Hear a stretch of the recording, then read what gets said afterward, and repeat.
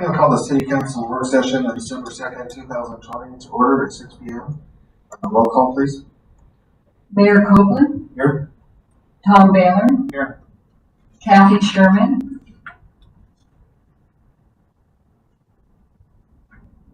Jeff Guard. Here. Alina Meyer. Ann Schaefer. Here. David Allison. Here. David Gleason. Here. Kathy Sherman. Alina Meyer. Here. That's a quorum of council. Okay, thank you. Before we start into the work session topic, I just want to get a quick briefing on the sound system here from Andrew. We're going to just walk us through a couple suggestions to try to keep the sound quality good. Yeah, so for the council members that are calling in from their phones, there should be a setting either on your phone or on those headsets that'll turn down the volume a little bit. Either way, if you could also just make sure the microphone is a little bit further away from your mouth when speaking, so that way on the recording end, it's not hearing a repetition of that voice coming off the speakers here in the council hall. That should help a little. Great, thank you. And then for council and those here in the room, opposite way, get as close up on the mic as you can so they can hear comments for the record. And one other item, Cordova was recognized by the Alaska Municipal League, and I just wanted to share that with the council and community tonight. And this is the Alaska Municipal League Board of Directors presented an award for distinguished municipal leadership to the city of Cordova in recognition of their outstanding efforts to respond to the COVID-19 public health emergency and corresponding economic crisis of 2020. I think this is a great reflection on the community and very well deserved. If we think back to what seems like years ago, there was a lot of concern in the community about transparency and communications. The incident management team was well formed, and the medical team, and moving down a path, but still a lot of question marks. The city manager and citizens work with the city council to set up a real transparent and timely communication system. And council and the manager put together an approach of putting good incentives in place, and then all the way through the CARES Act thing, and just being a lot of diligence and careful with the way those funds were allocated in a way that best benefits the businesses and community that struggling through business hits that we were taking, and then just collaboration with our fishing community to execute a successful fishing season and really serve as a model for the state. Congratulations to everybody across the board, the citizens, city council, and city manager, and our emergency management team and medical team for really putting together what served as a model for the state and other communities in the state. So, good job. So tonight's work session topic is a 2021 budget discussion, and with that, I'll turn it over to Manager Hammer. Thank you, everyone. This is a further refinement of the document that was presented at the previous work session. We've taken the feedback given by council and tried to reflect a budget that's workable for 2021. We've worked in earnest with department heads to develop budgets that reflect what each department needs to function adequately in 2021. And in the room tonight are the heads of all departments. So if there are any specific questions that folks have around specific line items in each department's budget, we do have the experts in the room, our department heads, to address those.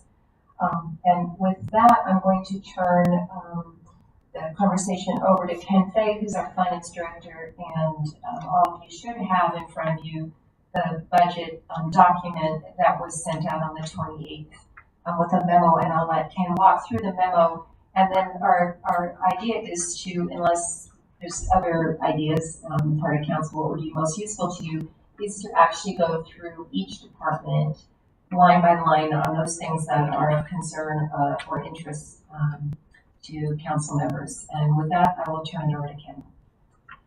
Thank you. City Manager. In front of you is the 39-page document of the detailed 2021 budget. We had originally provided just the general fund. This one includes all the enterprise funds and other funds as well. It is voluminous, but you've seen it before. It is also a working draft. There are some typos, and there's some temporary relief and grants have not been included in this budget. The thinking was, the rationale is their ins and outs. So we wanted to really just focus on a surplus or a deficit, to get to a balanced budget. And if you have numbers that already balance, they became noise, or that's what the thinking was. They will be included in the next iteration. So the major assumptions that we did, so getting to the actual document, on the left is last year's actual, the left column 2019 actual, I guess the left column of numbers, other than the account number, and now I'm getting really specific. The next column next to that is 2020, which is the actual numbers, the financials, through the end, not the end of November, but a week ago. Then next to that would be the current 2020 current year budget. And finally, on the far right is our proposed budget at this point in time. So major assumptions that we made since last we sat and presented was a $300,000 reduction in the medical center support, which is 50% less than the proposed budget this year. $105,000 reduction in the school district support, which is about a 6% reduction. And that number, actually, in the detail, we're going to need to adjust that a little because of the timing of our fiscal year and their fiscal year. In addition, we had a 10% reduction in other entities, such as the chamber, the community center, the community college, and the family resource center. I think, as we mentioned last time, there's a hiring freeze, and freed positions will not be filled. We carved out all the, essentially all the travel, per diem and accommodations, especially now with COVID. It's traveling just, there's a combination of safety and cost to keep the travel out.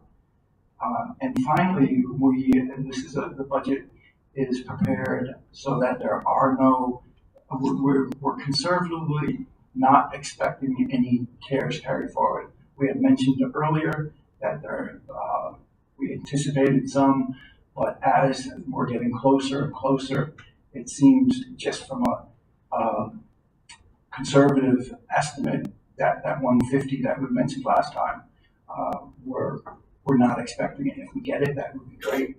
But at this point in time, we're trying to do without. And before we get into the detail of the budget, I also wanted to comment about the UBS, the last sheet of paper, which is the balances of our investment accounts. I included that just because I think it might take some of the sting away of getting our permanent fund for $900,000 to know that it has increased $500,000 so far this year. So we will be using the base or the corpus of the permanent fund to the extent of $900,000.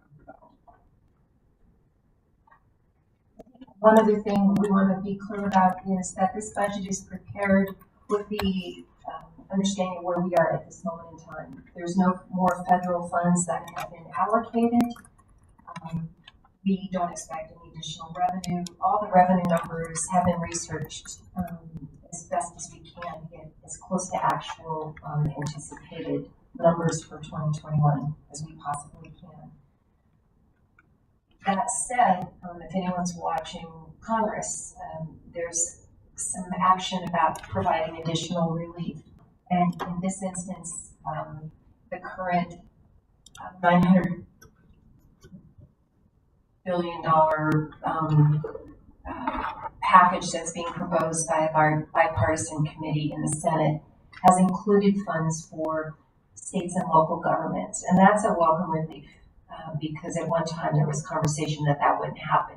If it comes to pass, and it will come in the first quarter of 2021, we propose that we revisit the budget and allocate whatever resources might be coming our way to plug some of the cuts that we've had to make. So that's certainly an opportunity, but we don't have any guarantees at this moment in time. So it's a back pocket kind of response. If we get any here's money, we would have an opportunity to revisit the budget in the first quarter. So with that, maybe can we start walking through the with council's agreement, if you guys are comfortable, we can start walking through first the revenue numbers and any questions that you all have, and then we can move on to departments with any questions that you have and or suggestions that you have on how you want to approach it. Okay, with that, the first number, the taxes, the tax area, we're budgeting the lower about 500,000 because of the sales tax, because of the pandemic. Well, that's been discussed. I am open to any questions or comments on that area. Questions, council? Not hearing any there. Okay, the next one, licensing permits. Fairly self-explanatory, kind of small. I can go on until somebody has questions or comments. Would that make sense? Okay, seeing none. Other governmental, which is predominantly our raw fish tax and forest receipts. There again is the big hit for the anticipated raw fish because of the bad season. The other ones are fairly steady, but the net effect on total other governmental is a big hit that we're budgeting for. Leases and rents, that is fairly standard or similar. I think there was one lease that was lost that ended. I think South Point. That North Harbor, the lease, which was a lease purchase, turned into a purchase. So South Point Marine has now no longer is leasing the property; they now own ownership. Okay, continuing on with law enforcement, that tracks fairly well. I mean, a lot of it is contractual, so therefore it is less variable. The smaller numbers like citations, they may be variable in terms of how our citizens are law abiding, but the other ones, the contractual, the fees for service, are fairly stable. The one comment about the law enforcement of the variation is with the airline security. It was lower this year because of less staff, but given the increased staff, that's looked at as an increase. revenue source. Now, The increased staff, where, at the police department? Or, when you say increased staff, yeah, I think we have a full, an extra, because this budget cuts them again to 3 officers and a chief. Where where most of last year was, we had 2 officers and a chief because we weren't able to fill positions. We budgeted for 4. We budgeted for 4, we've filled 1, so we now have 1 additional body than we had most of last year. And last year was really next to impossible to cover in the way that the department was used to. So they now have 4 bodies, a chief and 3 officers, and that is where we're at. Any other questions so far, council? Yeah, this is Amelia. Vice Mayor Meyer and then Councilman Bailey. Could you explain a little bit about the airline security service, please? It looks like we budgeted $80,000 for 2020, but actual has come in $28,000. Nate's coming to the microphone and he can answer that question. Okay, yeah, I'll answer that. That's a contractual contract, so they pay us for every time we are at the airport. Of a couple of hours of pay of the officer who's there. So thus, when we have fewer officers, we're not generally covering every flight that's coming in, so we're not receiving as much pay. So the pay this year is considerably lower because we were considerably understaffed for the majority of the year, as I mentioned before. So that's why our pay is so low. But yes, the full contract that we achieved coverage of all the flights there for the year, the maximum we can receive on that is about $80,000. I'd like to comment that the 28,000 is what has been received. What's been billed is probably more about 40 or 45,000. So that number for this year is cash, not billed. Actually, oh, go ahead, Amelia. Yeah, no, that answers my question. I just kind of forgot on me. So thank you. Okay, thank you. Councilman Bailey. Dropping back to the lease and rent, that, Mr. Brown paid off the property, that money go back into the permanent fund? We'll have to check on that. I'm not exactly sure how those receipts travel and when it happened. So let me figure that out and I'll report back to council. That's where it's supposed to go. That was part of our gain, yeah, exactly. Yeah, I'm pretty sure it was. Gain to the, should have gone to the front. All right, thank you. Okay, DMV, Department of Motor Vehicles, it's similarly to budgeted this year, and results are similar, expected results. Planning Department, we have, since we have been budgeting for items that haven't been realized, we pared it down to just what is expected, thus the lower number. Recreation Department, that is lower than budgeted, I guess evident given the pandemic and the facilities with the restrictions or not restrictions per se, but added protections.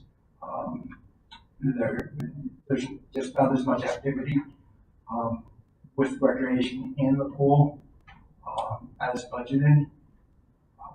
Sale of property is, again, we had items that we really weren't realizing, so we pared it down to just the cemetery lots. The next page, interfund transfers in the allocated administrative costs, which are the 11% charges to the enterprise funds. roll up for, paying, for utilizing the general fund services.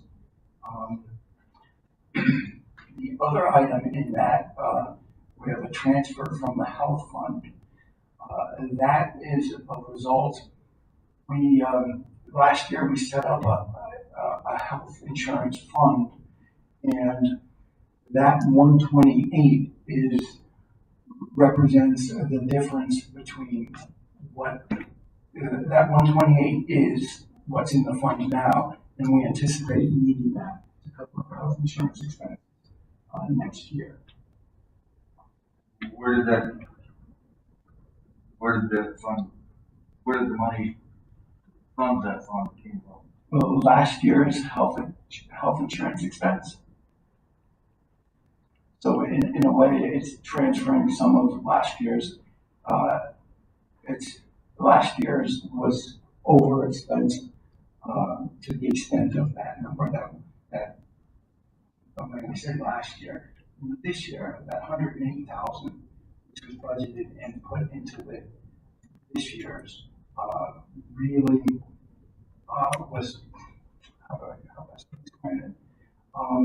We're Money that was self-funded. allocated that wasn't funded, that wasn't spent. Yeah, so we're self-funded, and so those are resources that we have allocated and set aside to be expended on health claims, and it comes from the health. So it's just unexpended Yeah. money from this year. And then the transfer from permanent fund gets us to the 1.5 million.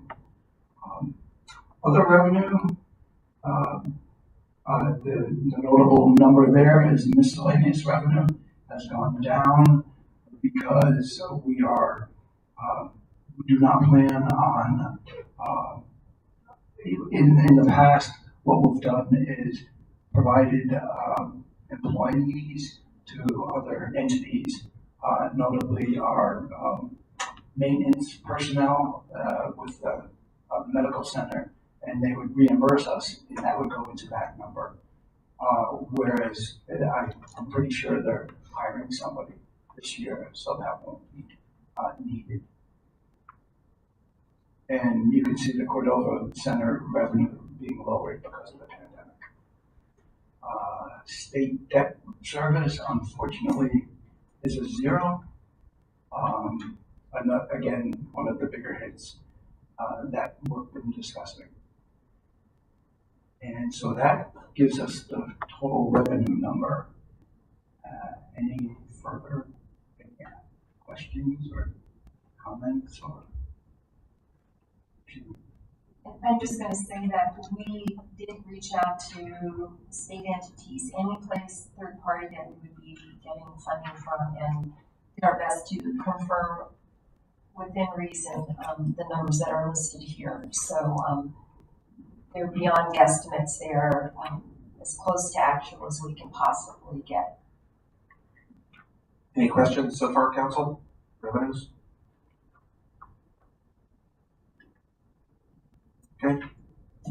Okay. Now we have a city council department. That's you guys, your expenses. Self-explanatory, I imagine.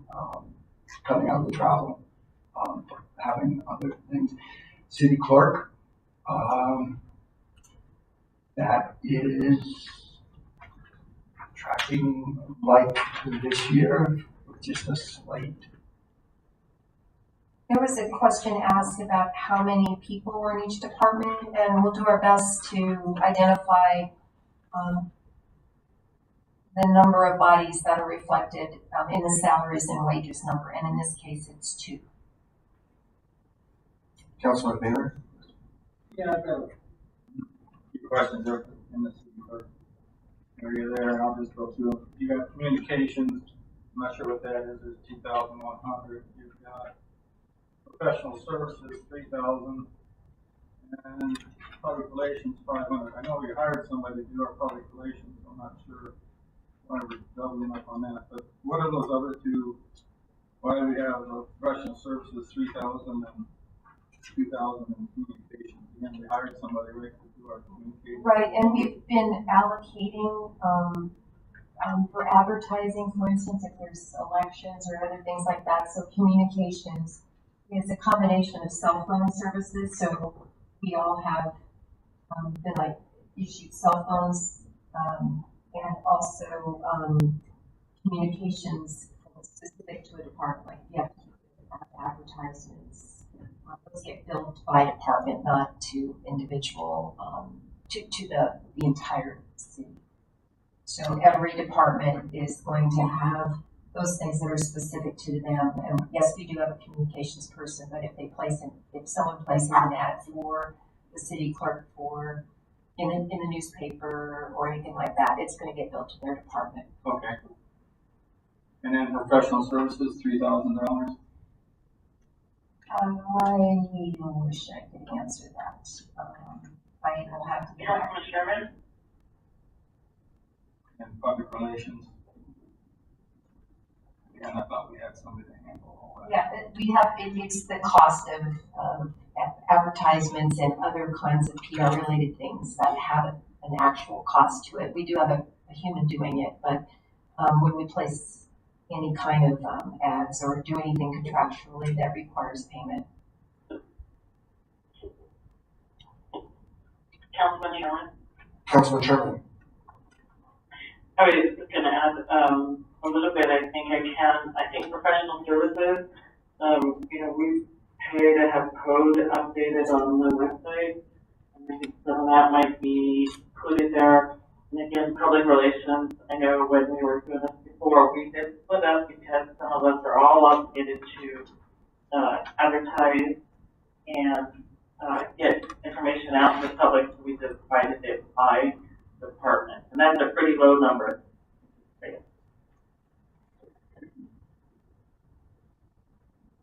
I might not be, I think that the professional services may also be voter, people who help with the voting.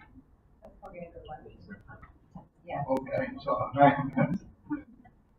We can get clarification. Susan isn't here this evening, and I apologize for not having the actual answer to that, but we'll get that to you.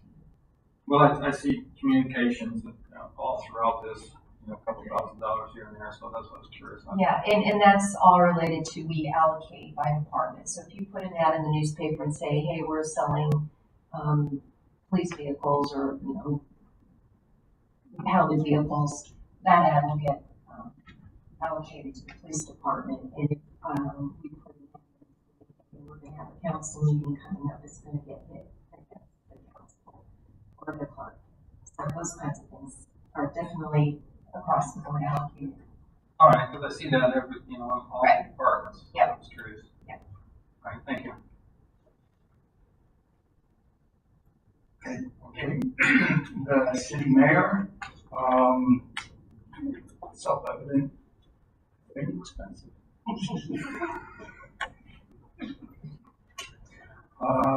In the city manager, in the salary and wages, there are 2 FTEs.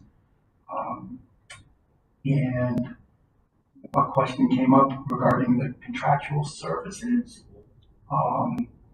22%, not 22%, but 22,000 of that is coming over from the public information, the information services, which are relating to what we pay, like every week. Newspapers. Newspaper. And I just want to share with all of you that because we've had some vacancies, we're starting to shift positions around a bit. So Jason Gabrielson, who did our information services and IT, when I filled that position, I moved it up to the city manager as a public information person. So that is reflected there. Under contractual services, we are taking advantage of the fact that we have someone who is really knowledgeable with IT, and also taking advantage of the fact that Cindy Appleton will be leaving our employment. She's retiring at the end of this calendar year, so our HR position will be open. And that position has been under the city manager. I'm not going to fill it immediately. I'm going to take on the responsibilities, and in order to do that, what I want to do is have someone contractual who can make all of our IT paperless online. So if an individual needs to fill out a leave slip or fill out a timesheet or find out how much they have as a balance in leave, they're not leaning on the staff to do that. They have a portal on our website and can access that. That will alleviate a lot of the paperwork and physical work that is required of an HR person as they are capable of, as we are able to support them right now. So if that is done, I will be doing the HR and have created, hopefully, a system where anyone near that HR position is able to do it with less time and effort, and that the employees will be able to access their information with less effort. So that's the end goal of this scenario that's presented with you in the budget. So again, the $50,000, $22,000 of that is moved over from information services for the ads that we place in the newspaper, the Cordova conversation, those kinds of things. And then the balance is going to a contract that will allow our HR system to become more streamlined. That answer your question. It does, but I'm curious why do we have to do that? I mean, I'm not against making things easier, but if we're in a pickle, we have to do that right now. I can't take on another job without efficiencies that allow me to do that. So we could hire the HR position, but it's going to cost twice as much. Do you think this will save us money in the long run? It's going to save us money in the long run in every way. Right, immediately it's going to save us money because it's half of what it would cost, less than half of what it would cost us to have a permanent HR position. And in the long term, we'll have efficiencies in place that would allow whoever we hire to perhaps be part-time, perhaps be contractual, or combine them so that that position will be filled in more ways than one. So yes. Is there another question online? Yes. Yes, Councilman Schaefer. Councilman Schaefer, then Baylor. Yeah, just so that I'm following, this difference in salary and wages is the difference of, instead of this department it being the city manager and the HR person, it's now the city manager and that new PR information services position? Correct. Okay, great, thank you. Councilman Baylor. So you're looking at budgeting around $28,000 for this update. You put $22,000 for newspaper ad. Yeah. Okay, and then you envision this like a one-time deal. Once we get this updated, it'll be a simple matter to go in and make changes here and there. Yes. Yeah. So this isn't a yearly thing; it's one time. Yeah, it's a one-time deal, and I think, as I say, I know it will help the city be more efficient. Yeah. And then the $22,000, that's just an ongoing thing. Just got moved over from. Yeah. So we're shuffling things around a little bit. So my budget might appear to be larger, but the net of there's been no increase. Yeah. It's just moving bodies from information services into the city manager, so that it makes more sense in terms of how we run. Yeah. Okay. I guess as a side note, in the hospital, I have somebody that lives on the East Coast doing HR, right? So at least we're putting some effort in there. Thank you. Councilman Sherman? Councilman Sherman. Yeah, just follow up with a comment too, because I do understand what's happening here, and the contracts that we have with NBD for newspaper services and for ads, they're we have moved that now from information services and that position. And I also applaud, the move to get all the HR forms online. As a former employee, access to forms is huge, and it's always a huge difficulty. And so I think if we can make that easier for the employees, it's gonna just eliminate a lot of hassle all the way around. So I'm in favor of this. Thanks. Okay. Continuing on, we get the finance department, which has 4 employees in the salary line, and it's mostly salary. Communication again, mostly phones for us. Okay. No questions? Seeing none. Planning department, fairly.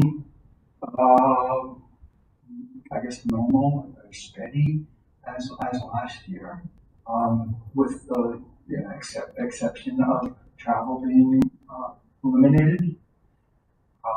Planning commission cutting that, and a little more because of travel.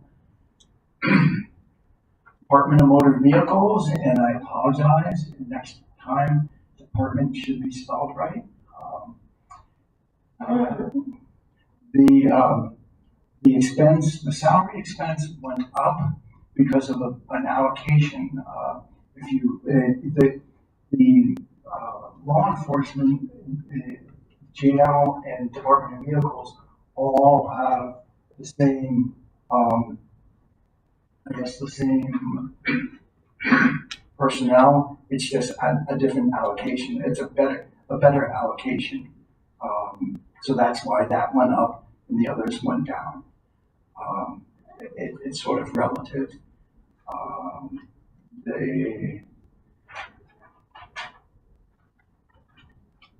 And that was the DMV, law enforcement.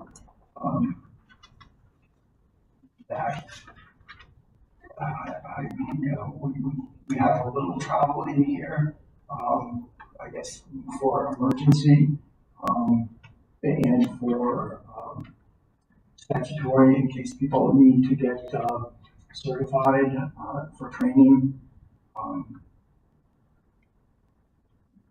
I don't know what the question. Councilor Baylor? I'm unclear what we're budgeting here. So are we budgeting for the chief and 3 officers? Or Yes. 4 officers? Chief and 3. And they requested the chief and 4? Yes, they did. And again, I put a hiring freeze. We originally were looking at a budget of police chief and 4 positions.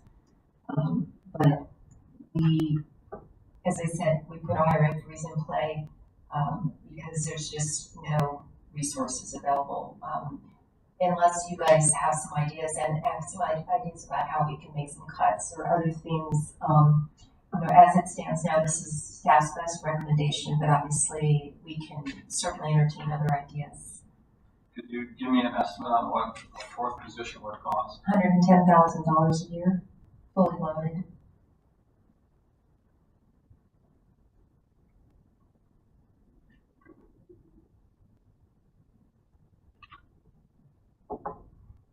Does that answer your question, Councilman? Yeah, we'll probably come back to that. Okay, Councilman Ellison? And just to clarify on the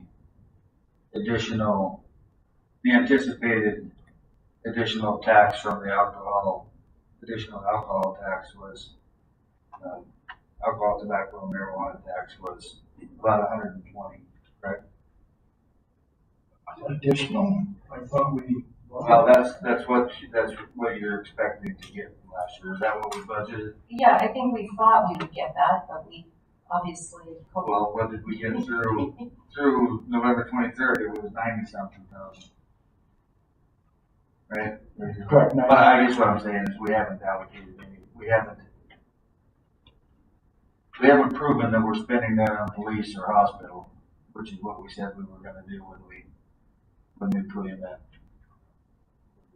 fund, that we needed those taxes to help us pay for our police and our health services. So I guess I'm advocating for 4 officers and the chief. I believe that the original chief's request was for 5 officers and the chief. It came to us with our initial budget as 4 officers and the chief, and now we're down to 3 officers and the chief. And everything from that survey was, I can see how they do much of any of it with the 3 officers, although there may be things that they can do with their shifts, and we probably need to have a discussion on how much coverage we want to set policy for. If we want 24/7 coverage, then we certainly have to staff it. If we don't, and we want to rotate it around and only have 12-hour a day coverage, and that's that's a discussion that we need to have. But just because we budgeted for 4 and could only hire 2 this year, isn't a reason, I think, to charge the community an extra $120,000 alcohol, tobacco, and marijuana tax. Not try to at least spend it on some of the things that it certainly was anticipated to be used for. So anyway, is the question regarding that is the 3 officers and the chief, is that part of law enforcement and jail operations, or is the Yes. dispatchers in jail operations? Nate, do you want to speak to that? Sure.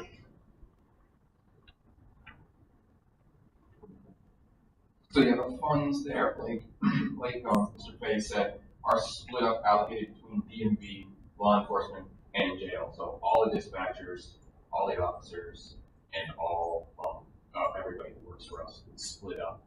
The primary allocation to DMV, I believe, is the dispatcher who works at DMV for 3 days out of the week. The officers are definitely covered under law enforcement and jail. There's an 20% allocation of the budget goes to jail on that.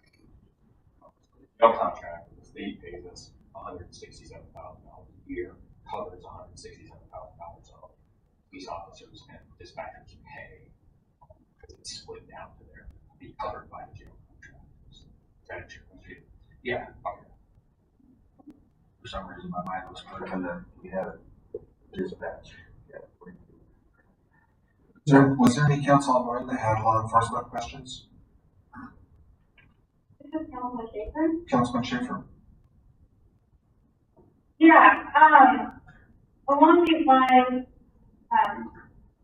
can you hear me? I'm sorry. Yes, you're coming through clear. Okay. Yeah, so as I understand it, there are currently 4 officers now, which is compared to having only 2 or 3 earlier this year, which, yeah, I understand that was really hard for them to do. And yeah, we want them to be happy, healthy, well rested, have lives, etc. So we definitely want to have the right level of staffing there. But I think for me, in order to know what the level of staffing for policing that we need, something we had discussed when we did that survey was getting data from the police department regarding, when they're getting the calls in terms of time of day and then also times of the year. And so I remember we talked about getting that data and then being able to discuss it to see when we need the policing and how much we need. So yeah, it's hard to know what level of policing would be effective when we haven't been able to see those data.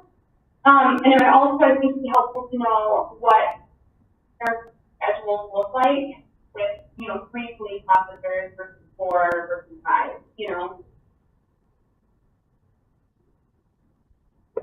So yeah, I just feel like that's a conversation that we need to have. Okay, any other questions on the land council or comments? And follow up with Councilman Wheeler and then Allison. Yeah, well, that comments kind of echoed Councilman Schaefer's. I mean, we paid to have this survey done, but we did ask for more information, but we as a group, staff, never sat down and discussed it. We asked about it. So now we find ourselves here at budget time, and I understand we're in a tough position money-wise, but, well, we don't have the money, so we're not gonna do it. That's not, I don't like to make my decisions just based on that when it comes to public safety. I would too like to hear more information about, can you get along with the chief in 3, or do they need the chief in 4? I've always said our police force, you know, keeps the honesty honest. It's not out there. We will have contractors, we will have other issues going on. We don't know, a lot of us don't know what goes behind the scenes with domestic violence and other things. So I know they're needed, but we ask for the information.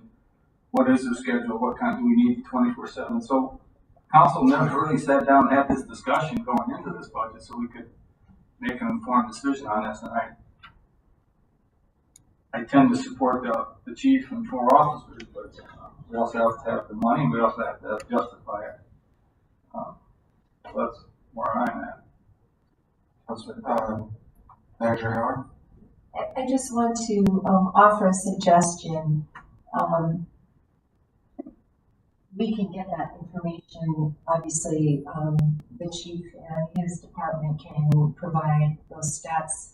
And I apologize for not following up and getting that for all of you. I know it's an important part of the discussion. I do want you to know that there is ongoing discussions going on around policing here. Nate, myself, members of the NBE, Kay Adams with the court system, and everyone. We're having meetings to help identify what the issues and problems are and how to best resolve them, whether it's drugs, whether it's domestic violence, and the kinds of responses we need to have as a community to those sorts of problems.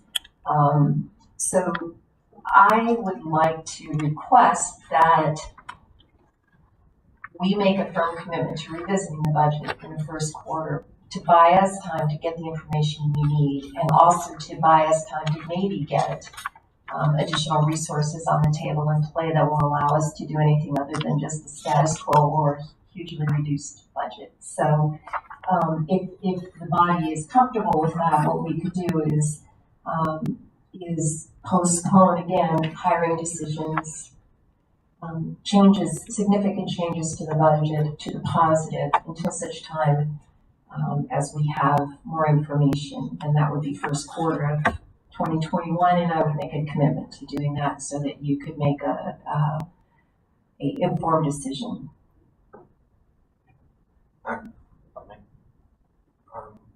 Is it all right if Chief speaks to the councilman? I can answer part of the question, Mr. Baylor. I can answer part of Mr. Baylor's question on scheduling. Just for some big numbers that I know, officers, we can do 20-hour-a-day coverage 7 days a week. With the chief being the 5th officer, the chief can then work 5 days a week, 8 hours a day as an administrator and have an officer on duty at the same time. So if there's 4 officers, if the chief's one of those officers, he ends up being a patrol officer working by himself, doing both patrol and administrative work. If there's 5 total, the chief is able to work an 8-hour-day, 5-day-a-week schedule with an officer on duty with him, so that he can then cover administrative things and that he's not spending a couple hours a day at the airport and getting called out for other events, that sort of thing. So that's kind of rough what I know of as far as our schedule right now. Councilman Allison? Yeah, off that topic, I guess, I'm not fond of kicking the can down the road. If we're gonna do that, I want a hard deadline that if we don't talk about it by this, then this is gonna happen. Then I would agree to it.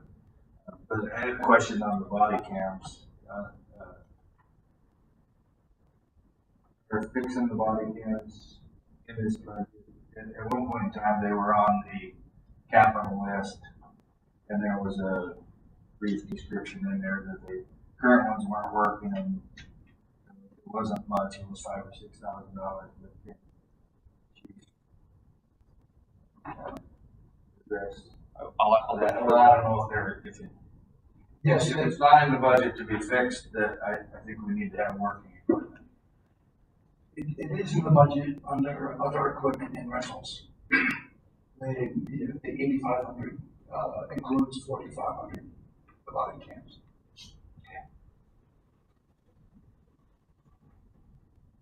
Thank you. Council, any other questions, comments on law enforcement budget? Councilman Hart? I was kind of thinking along the lines of someone was talking about. First, the discussion that we never had a chance to have once we had voted to take over. We done some initial work talking about looking at what our law enforcement needs were, how we support our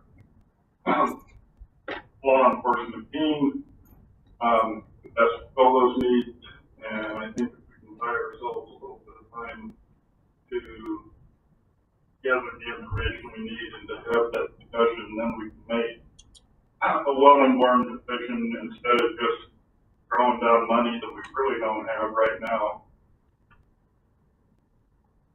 to fix a problem that we haven't known to take up yet.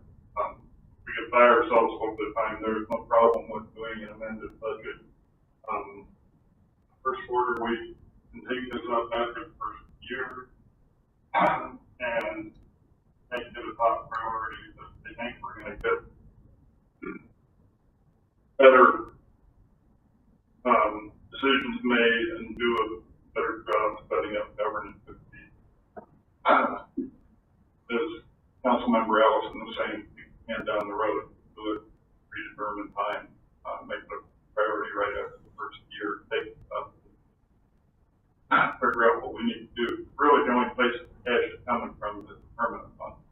So if we do that now or do it after the first year, it's going to make no huge difference. That's actually the only place we have to pull it out from. So unless we want to buy apartments, just apartments, that's where we're at. So I'd be in favor of holding the hiring freeze temporarily where we're at now until we can sit down and have this discussion and figure out what our needs are. The community and for our law enforcement team to be supported in the manner they need so they can help lives. So. Okay. Anything else on law enforcement, Council?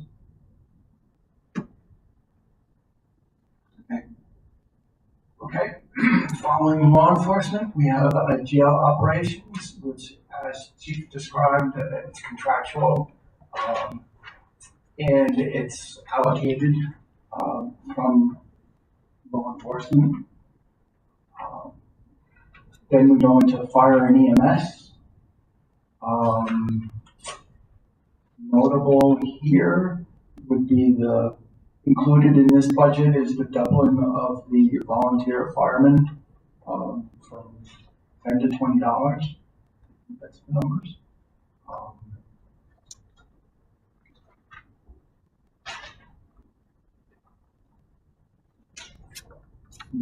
With no questions, disaster management. That's our portion of the matching funds. And then we have information services, where you can see the lowering of the salaries and the disappearing of the city marketing, which went up to the city manager's department. And we are trying, to better departmentalize this information services because it includes the library, the museum, and the center. So it's sort of a weird conglomeration that's tough to we're working on culling out the center so that it is more just the museum and the library.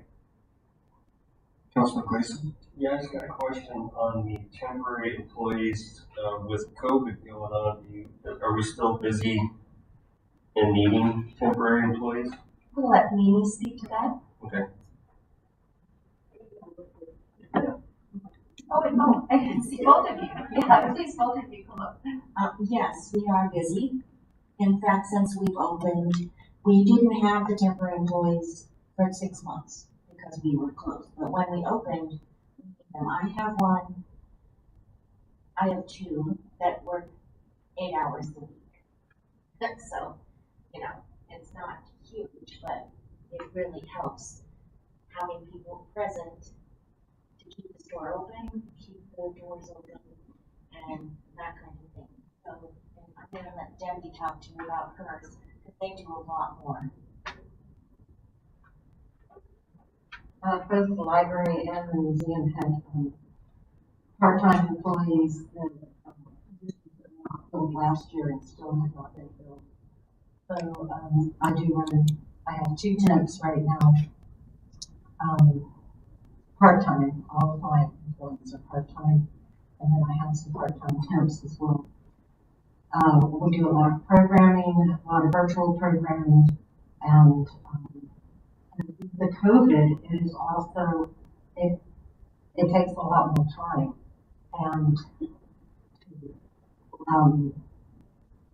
both the cleaning, in between it, as you have all these people coming to the library, so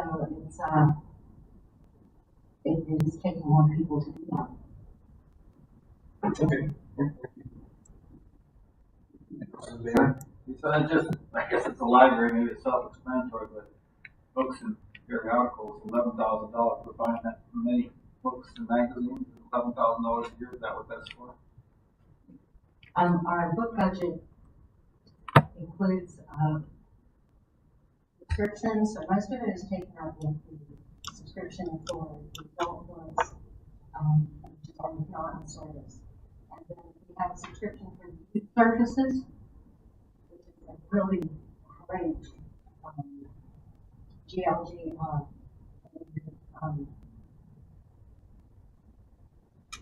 It's the most used in the library, and so many good services. I asked for a little bit more because we don't have much on our subscription. And this year, we were able to, during the closed time, inventory the entire library. So now we found out everything was missing.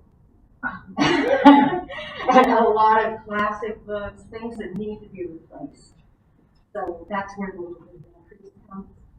It would be great if we could replace some of these.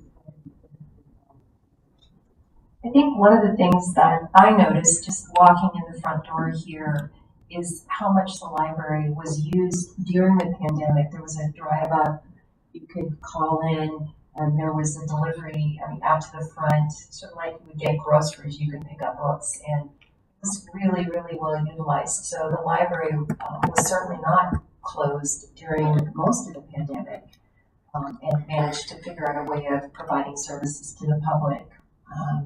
With curbside book delivery. And now there's a really robust number of folks that are using the library. It's kind of fun to see kids in the little library section again, and the staff, who is primarily temporary employees, has a lot of work to do to make sure that the library is safe.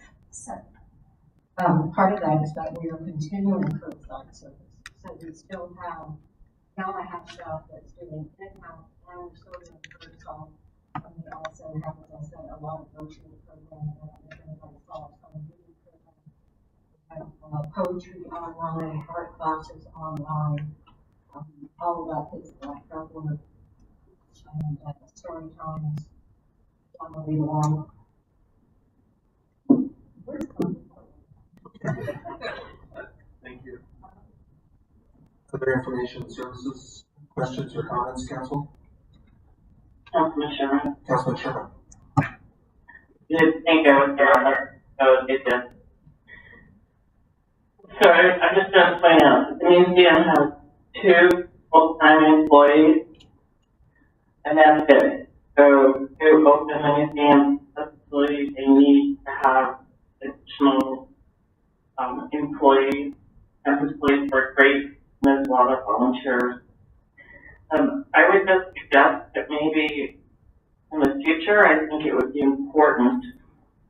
pull out all for building measure operating costs, equipment and furnishing from information services department.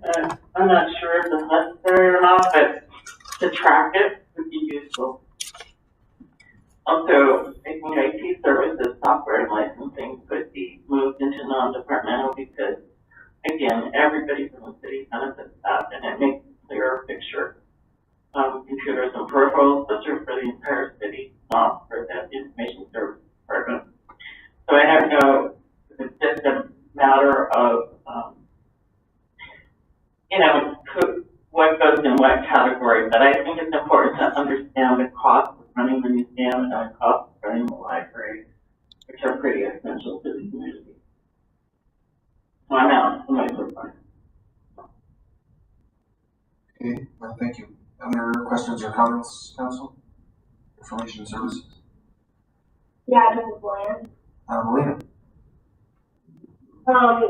Then my only comment really was going to be about the IT services and the software licensing. So I do think it would be helpful to, maybe even on a future day, for the budget that will look out, they are for the whole city functions, so we can get a clearer picture. Because right now, and every year that I've been on council, the informational services budget, section of the budget always looks really high and then are given the little pieces and it paints a better picture, but it'd be better for me and I think the public looking at it, having those items pulled out in the whole city and city hall mainly uses a lot of those functions to operate that whole center. That was my only comment on that section. Okay. Other comments or questions on Information Services Council?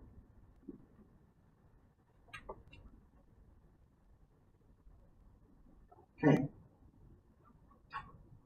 Moving on to facility utilities, that is fairly self-explanatory. Electricity and oil, and those are needs, and we're tracking.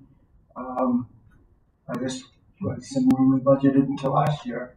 Stuff that as long as people conserve, it's hard to really move the needle on that. Question on that. So the price of fuel is like the lowest it's been in probably 10 years. I was just curious, how come we budgeted higher? I know that's not very much money in there, it's a couple $1,000, but I noticed heating oil is up on every single line item, and I was just curious why. It's cheap, way cheaper than, it's not cheap, but it's way cheaper than it's been. I'm just curious about that. I just, when Melvin and I talked about that, we tried to look at the law.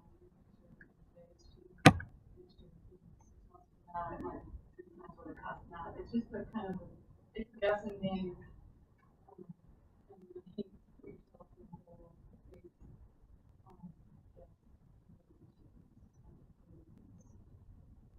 So that's the logic behind it? Yeah. Well, it's not that much different. I was just curious because I was pretty excited filling up my boat this year because almost half. Yeah. Thank you, sir. Continuing on, Public Works Administration is the next department. Again, self-explanatory, taking the travel out. Any questions? No? Okay. Professional services, what's that entail? Is that legal or architects or what is that? So that is things kind of like not necessarily an architect, but an engineer, TV Jones who does water, sewer, people to give me some support on things that I don't have a lot of knowledge on. So, the ongoing, it's not a contract, it's just a deal with TV Jones that we can call and get support. We're not committed having to pay them money.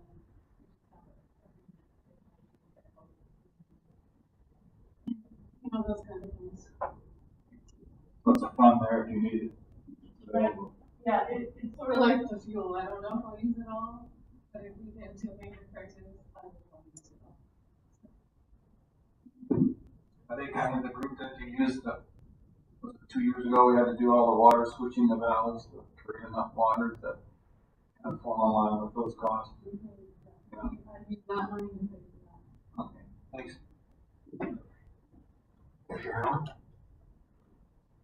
Oh, did you want to add something? Okay. Other questions, council? Facility utilities? Moving on to facility maintenance. Sam,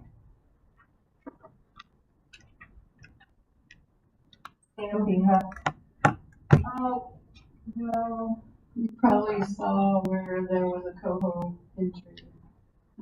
On the very last one. Yeah, that amount is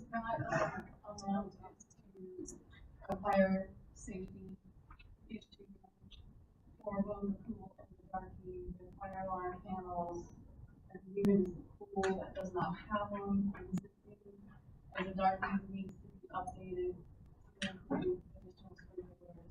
And this will put us into the police station in the month. That's what that is there. And it's one of the very few capital projects that we're recommending being funded. It's a life safety issue, really critical, so we don't believe that this is something we can kick down the road.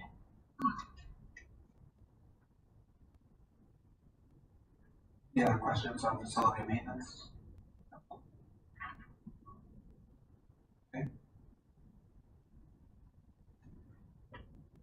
Street maintenance. I don't have any. Again, it's lower last year because last year it's lower. The budget is lower than last year because of all the capital items that we discussed in earlier workshops. Councilor Banner? So then are we going to have some chip sealing done? I see this down the bottom, 70,000, is that right? You know, if it goes through the budget, yeah, we will chip seal. We have Olson, and I can't remember the ones in town doing budget during the work. Drainage work was included in the chip sealing price or not? Yeah.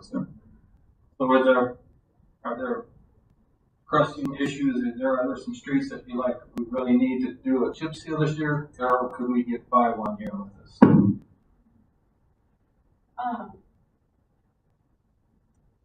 I'm looking at, that's almost the cost of an officer right there. Okay, but for one thing, there's also a contract in there. We bought chips from Eagle, and we paid over 4 years, so $18,000 has to stay to keep that obligation. Yeah, I mean, as a public works director, I want to say, yeah, I want to do chip seal, but I think, you know,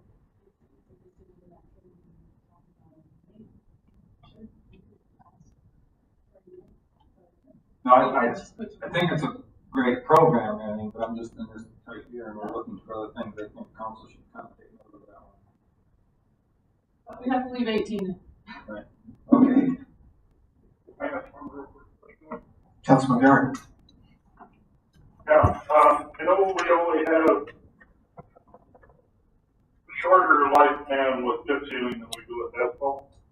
And if we don't keep up on it, then we fall all the way back to 18, we end up money in the hole.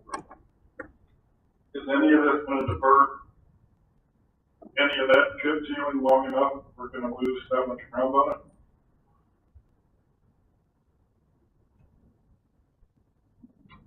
Well,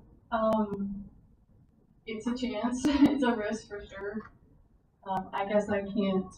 They had some maintenance codes that they wanted to do. Yeah, it's a risk, but it's not. They're not going to fall off. The roads are not going to deteriorate.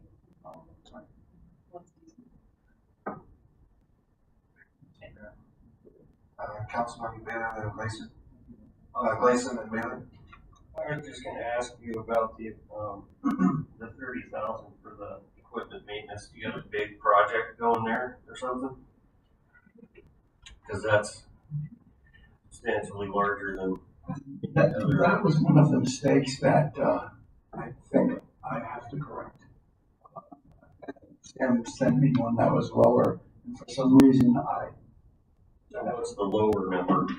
Okay, so the plan, let me just kind of tell you what a little bit of the plan is. So there's street maintenance and there's equipment maintenance.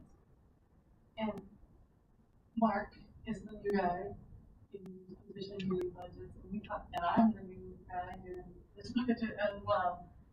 So we decided it didn't make a lot of sense to have equipment maintenance in the street department budget.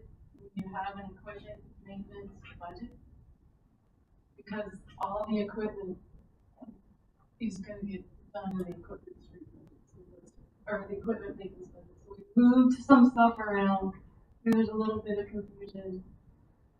There's multiple things that got confused. In the end, this will be reduced. But that's why there's $80,000 in the equipment maintenance, which is the next one down. So I guess what I'm wondering is what will that number be then? 30 will go to 5,000. Okay. The 30 below that under equipment and furnishing will drop to 4. That was for the number of truck. In last year's 2020. So what's the actual overall number going to be then? Yeah. Look that one up. at this point, I can't give an answer. 31,000 less. So it should be like 51, right? 600 and something? Except for you're still going to put money into the other department, so you're not taking all of that. You just blew it up. Councilman Newman? So if I understand right, the 30,000 should say 5,000? First 30. Yes, and then if we did not do the chip sealing, we would find another $52,000 there. So that's out of this little area here, there's $77,000. So we're getting close to that $110,000 for the officer. So, and throwing this out for council's thought is I would lean towards funding the officer and then trying to find money for the chip seal later on versus the other way around. Let me just make sure, we still, is the equipment maintenance budget correct, or do we need to add that money, move it over? It's there. So there's a possible $77,000 savings if we defer the chip sealing and possibly find that $52,000 at another date. So just kind of keeping that in mind as you go through this budget. If we defer the chip sealing and hire an employee that we do forever, we're going to have to. Right, that's good.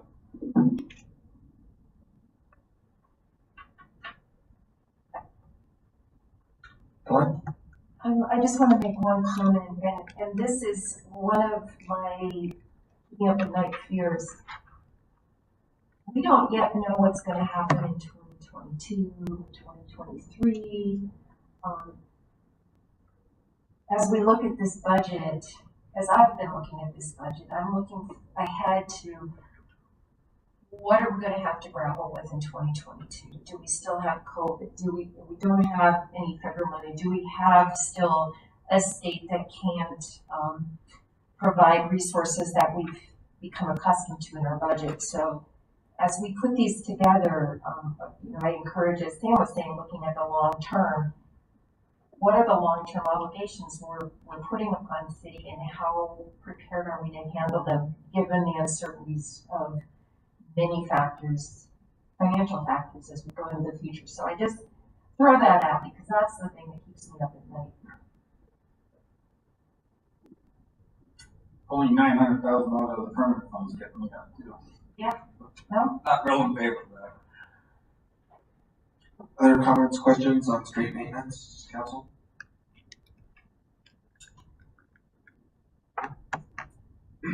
Next area is snow removal.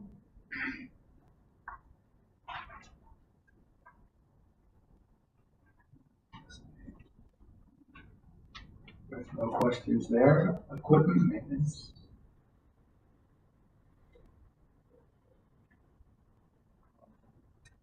That's what they're. I just, an update, we went through that process of buying, well, that's going off the vote, buying new equipment for the landfill, right? Yeah, that has to go out to vote, so we'll be putting that on the agenda, or ballot. And then we'll be doing some public meetings starting after the first of the year. We'll work on that and then decide.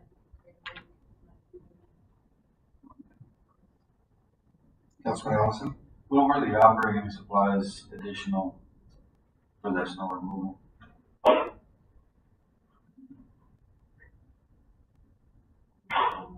We only spent 3,000 so far this year, but 36,000.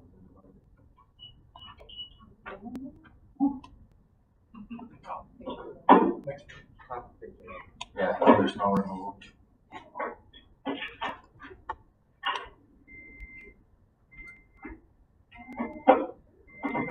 I think that was to make it 75,000 even. You know what he did, what happened was they put the road sand in and the road maintenance services into one line item. See how those are zeroed out? Oh. Yeah. And they were zeroed out in 2020 because we used that money for the sweeper. That's how we, remember we got the 138 or 128 from that magic chip fund, and then we scrambled out streets to get the remaining balance. So operating supplies has sand and Road maintenance service, so it's things like, they call them chicken lips, chains, sand, anything for the, kind of geared towards the, ice melt. 25,000 more than. I guess that's what you're considering change. It's not supplies, but it's not really $25,000 more because in 2020 there should have been, I think it was 7 or 20 in road sand and road maintenance. But we used that to put towards the super.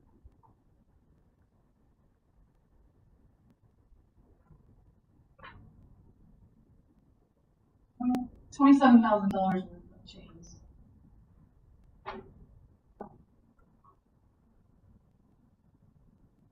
big chains. Multiple sets of chains.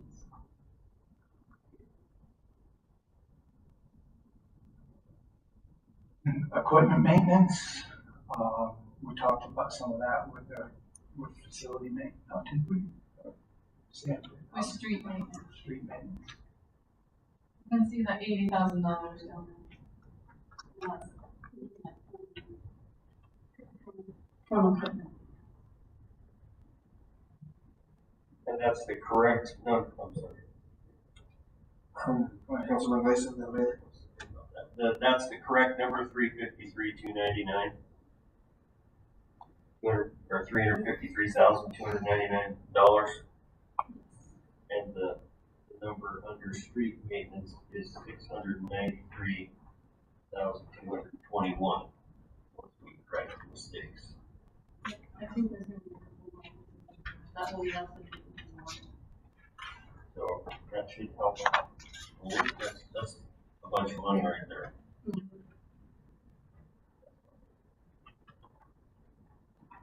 Other questions, council, the removal of equipment maintenance? But Councilman Allison, and then. Yeah, I guess still what, so for 80,000, what parts and repairs are we haven't done? What parts are we buying for that? Well, it's for all the heavy equipment and all the street shop vehicles. So it's for everything that goes in there. They have a project on one of the older grader that they want to do. I could get you more details if you want.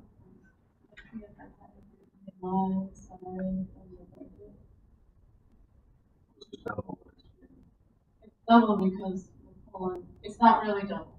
Well, if you look over at the other side, where you lowered that to 5,000, that's coming from, 2004 and 1158 the year before that. 4,000, which has changed from 30,000 on the other line, the equipment and furnishings. I don't know what that was because it's got the purchase of the vehicle in it. The 30 will go to 4,000. Right. Equipment, maintenance, city shop goes to 5,000. You know.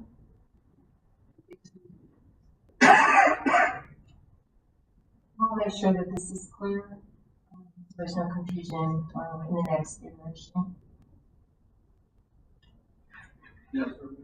Did we, so we had an employee retire and we bumped up the guy to supervision. Did we replace that or is that a part of your hiring freeze? We hired a mechanic. You hired another mechanic? Because Mark wasn't. We still have 3 operators. Okay, so we're still at the level. Okay. One retired and one got replaced. Right, but we still, well, still operator short. I mean, that position was Short operator? Many years ago. We take a short operator.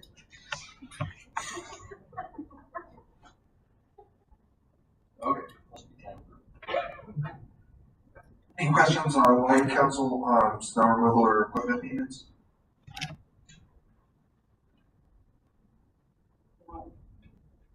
Okay, parks maintenance, again, self-explanatory, I guess, saying self-explanatory, but, I don't, highlights would be more Sam's, area. Well, not parks, no, I'm sorry, not parks, that would be Susie. Susie's here, if there's any questions, about parks. Hearing none,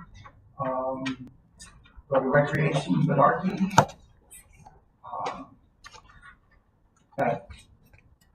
You can do Bedarkey and pool, and again, Susie is here if there are any questions. Councilman Gleason, Councilman Sherman? The heating oil again. can you use your mic, yeah, please? Just the heating oil again at $10,000. It seems a lot more than previous years. So, and if the price went down. I'm curious why that is. Very similar to what Sam just talked to you about. I mean, it's kind of a crapshoot to figure out exactly how much to put there. And certainly, you know, newer windows and things like that would drop that quite a bit. But we're still dealing with an old building. And it's kind of a contingency plan, really, to have more of it. Yeah. It's not a ton of money.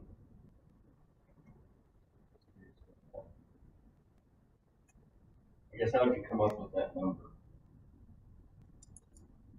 Just like taking how many gallons you burn a year and. Well, actually, I mean, really, Ken started looking at some of our past expenditures compared to what we're funding, and really talked about getting them closer to reality based on past expenditures. It's kind of how I recall we came to that number.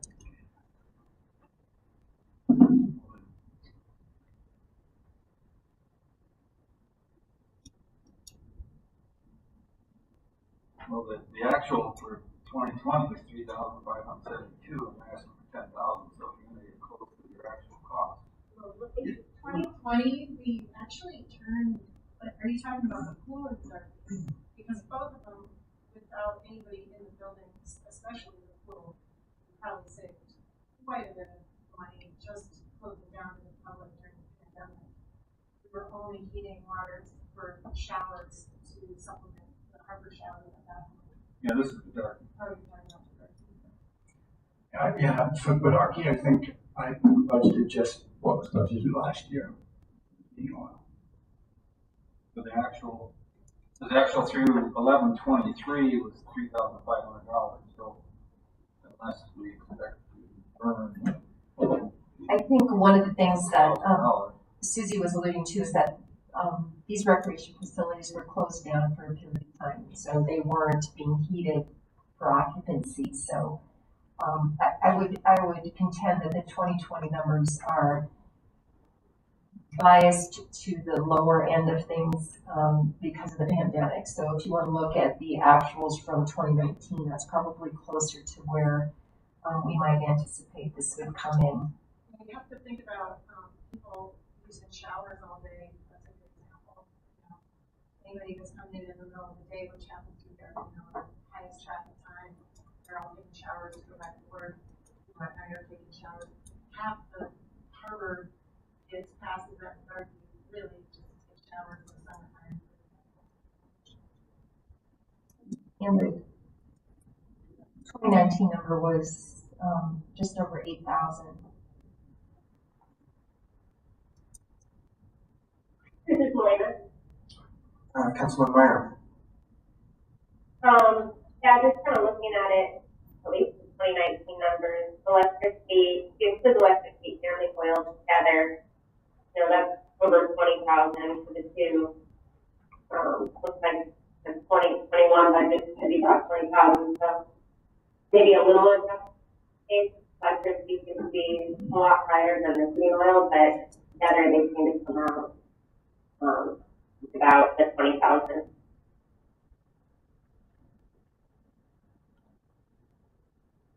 Councilman Bailey. Well, I guess it's more of a conversation when we start talking about fees together, but it looked like 2019 brought in somewhere around $89,000 for fees to pass the way one cost to get in. Our employees, one cost us $130,000, so I think we need to look at it. If we're going to continue to operate this thing, we need to look at it. As an enterprise fund, start making it, start paying for itself. Those fees, whatever we got to do. So, it's not a conversation for today. But I look at this as a big blow on the budget, $293,000, and out of that we bring in on a good year $90,000. So we're subsidizing people's for $200,000. We're subsidizing recreation. So I don't know how many people that is, but that seems like a lot to do for me. Got about, almost 700 households. 700. About 700 households. Up that price. Councilman Sherman. Councilman Sherman. So we skipped over cemetery maintenance department. And I'm a huge historian who shaped cemeteries, and that was my actual first job. Like, that's $20,000 if there that we're in tough straits and tough times. It seems to me that we could put that aside, and have that in the past. I know there has been that kind of money available for cemetery maintenance, and I think our cemeteries are incredibly great. A lot of it is due to EX corporation and volunteers. If we're going to try and find money for position for a police officer, that's an area that I would go to first. And we just skipped right by that. I wanted to bring that up.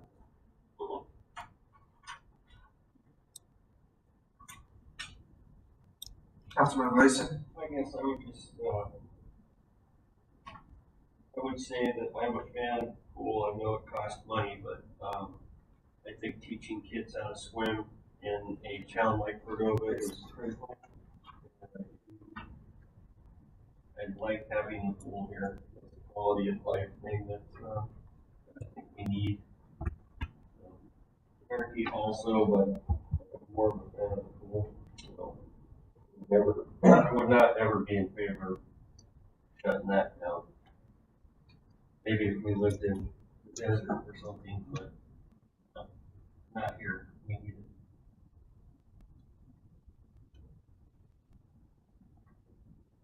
Howard, was there any, do you have any comments or staff have any comments on the cemetery? What page is that? I'm sorry, I'm trying to. That's the very top of page 12, right above the recreation. Thank you. Because it seemed like maybe there were some specific items in there. So we I don't know what the cemetery looks like if we don't have someone keeping up the grounds. I'm not sure what volunteers we could bring into play, but it's certainly something we could explore. And in terms of equipment and supplies, I think Sam has can give you an explanation of that. Because again, that 5,000 should be 1,500, and that's for weed whackers and those type of things. The other $5,000 is for a casket lowering machine. Certainly we can eliminate that. I would prefer to keep a person, a temporary employee, who goes in there and weed whacks and takes care of business.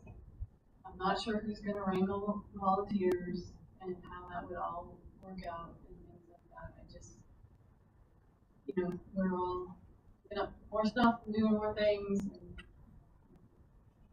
And if we had to, I'd cut everything else except for that temporary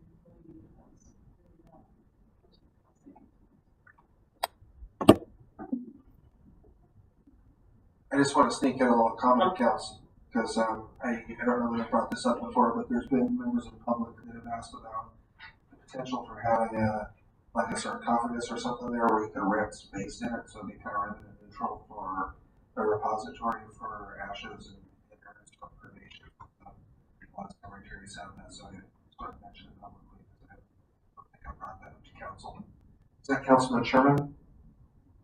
Yes, I just wanted to thank, for the explanation, and I'm certainly not opposed to any of those things, especially a casket lowering machine. And the person carrying this material, I would just suggest that in this time of really tight budget, maybe that do something that could go away, and I'd be the first person to try and bring it back when we have funding. Any other comments or questions on cemetery or the darky, and then we kind of lean towards the pool as well.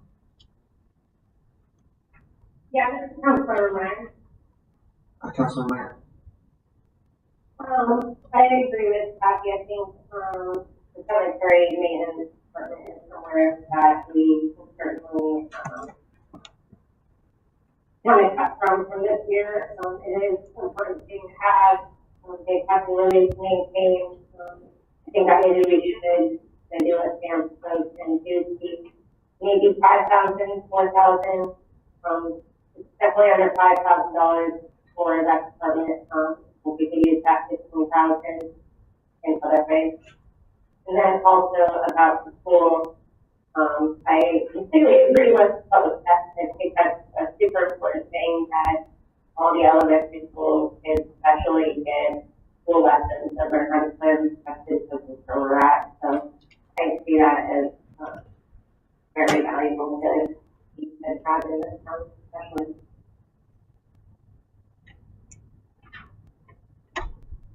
Other questions or comments, Council, on cemetery, the darky, or pool?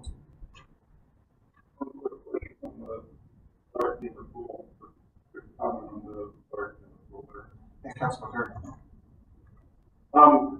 We talked about wanting to grow by bringing new revenue sources to members of the community, to bring dollars with them, and it's things like this, darky in the pool, to bring up quality of life, make real look at, and they just start ripping that stuff away.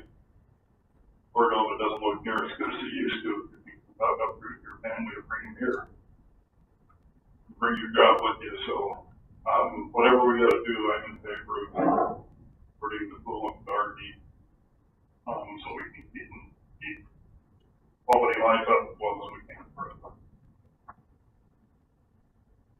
I think there might be some staff feedback there.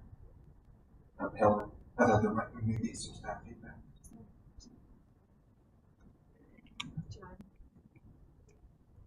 Is he coming to the microphone?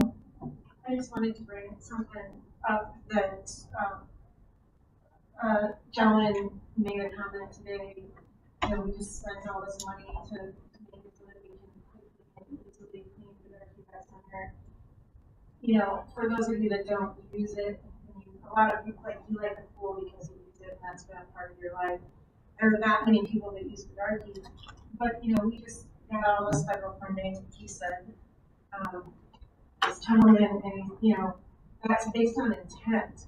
We asked for new floor coverings to clean it with the intention to keep this building, so I just really want you to think about that when you're thinking about some closing that building. Well, I think that my sentiment is to maybe make it help pay for itself. So, I did mention that the possibility that we should look at closing. We have two responses from the community. Both said, one said, well, you know, I guess I can work out at home. The other one said, you need to have that for the kids. So, but I think we need to look at running this business and make up the rates so it helps pay for itself. Was there a comment online? Councilman Schaefer? Yeah, I just want to say too, when we're having this conversation about, you know, the safety of our community, and, you know, that's more than just policing.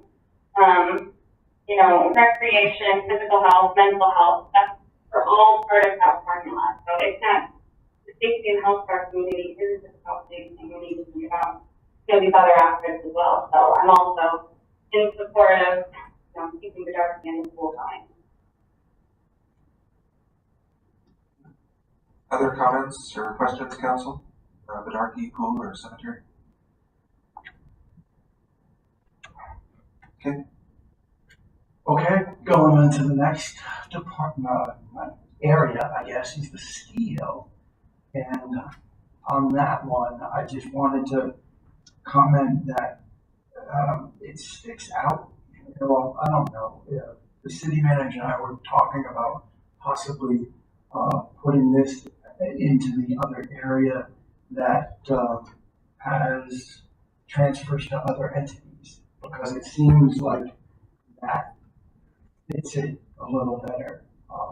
But maybe I want to just remind everyone that we have a management services agreement that was signed in 2013 that runs until August of 2027, and it obligates city to certain things.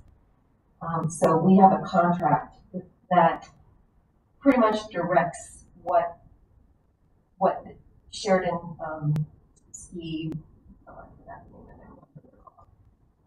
the contractor does on our behalf. So we are obligated to pay for insurance, the utility costs. The lease pass-throughs are literally revenues that come in that they expend to keep the ski hill going from wireless towers that are up on the site. So when you reduce the budget by those two items, which is around 65,000, 64 something, there's about $30,000 that city is actually paying to keep the ski hill open. And again, we're contractually obligated, so I haven't been able to figure out a way to reduce this number at all. So I just share that with you. And the reimbursements are actual invoices. So we get invoices from the ski hill to pay for these items as they incur the debt. That's what they said. Yeah, I don't think anybody wants to shut ski hill down. We get charged another. Councilman Chairman. Councilman Sherman. Well, I've been involved with the negotiations and contracts with the ski Sheridan Alpine group for years, and again, I agree with Councilman Glaze, and this is an outdoor opportunity that we can offer to our community that it's attractive and it's worth every penny that we put into it. Just like the pool, just like the darky. And again, the contract binds us to do these things. Councilman Sherman, I believe too there's state obligations involved with these contracts with the studio.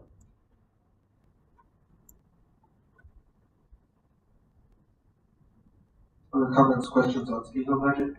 Council? Okay.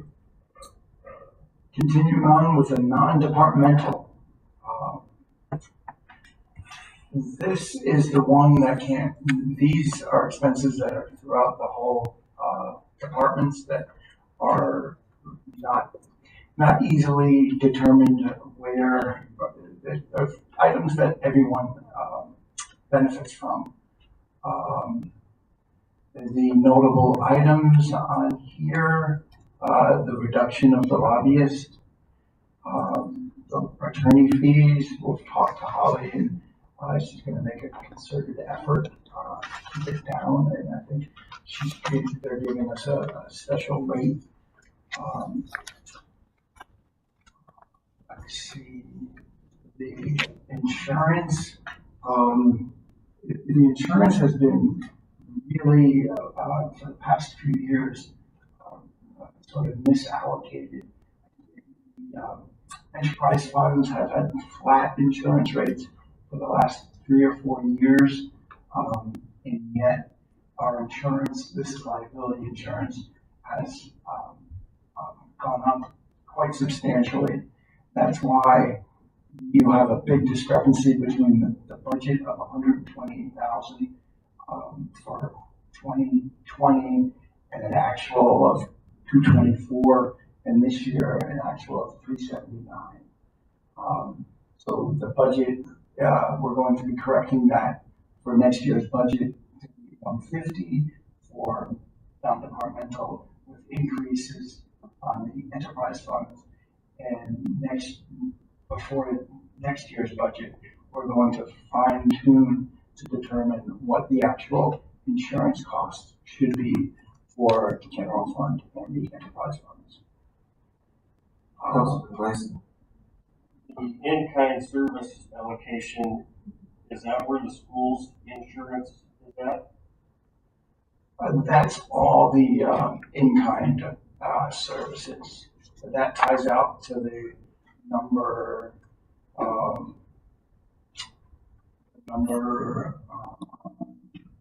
guess what I'm asking is the school buildings insurance, is that in the third to last line, or is it an in-kind service allocation? It's on the in-kind service allocation. It's not, the school is not in the third line, the insurance, the third line from above the insurance. That's just general fund. Okay, you don't have to answer this now, but I would like to know what that amount is at some point, not at this meeting. Oh, okay. And it's worthy to know that in the past, the school's insurance was in that line. It isn't in this budget. It had never been broken out as an in-kind. Okay, well, it's our building, so. It's on the next page. What he's looking for is on the next page. It's not there yet. Right, okay. And then the other item is health insurance accrual. That is, an item that is anticipated excess claims. And I know earlier we had some revenue anticipating lower claims, and this item is anticipating higher claims.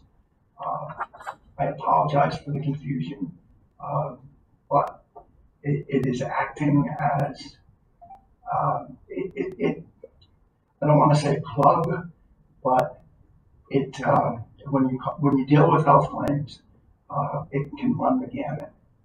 And that's what, that item is a conservative number that our brokers don't think we're going to need, but I am not comfortable without it, if that makes sense. Okay.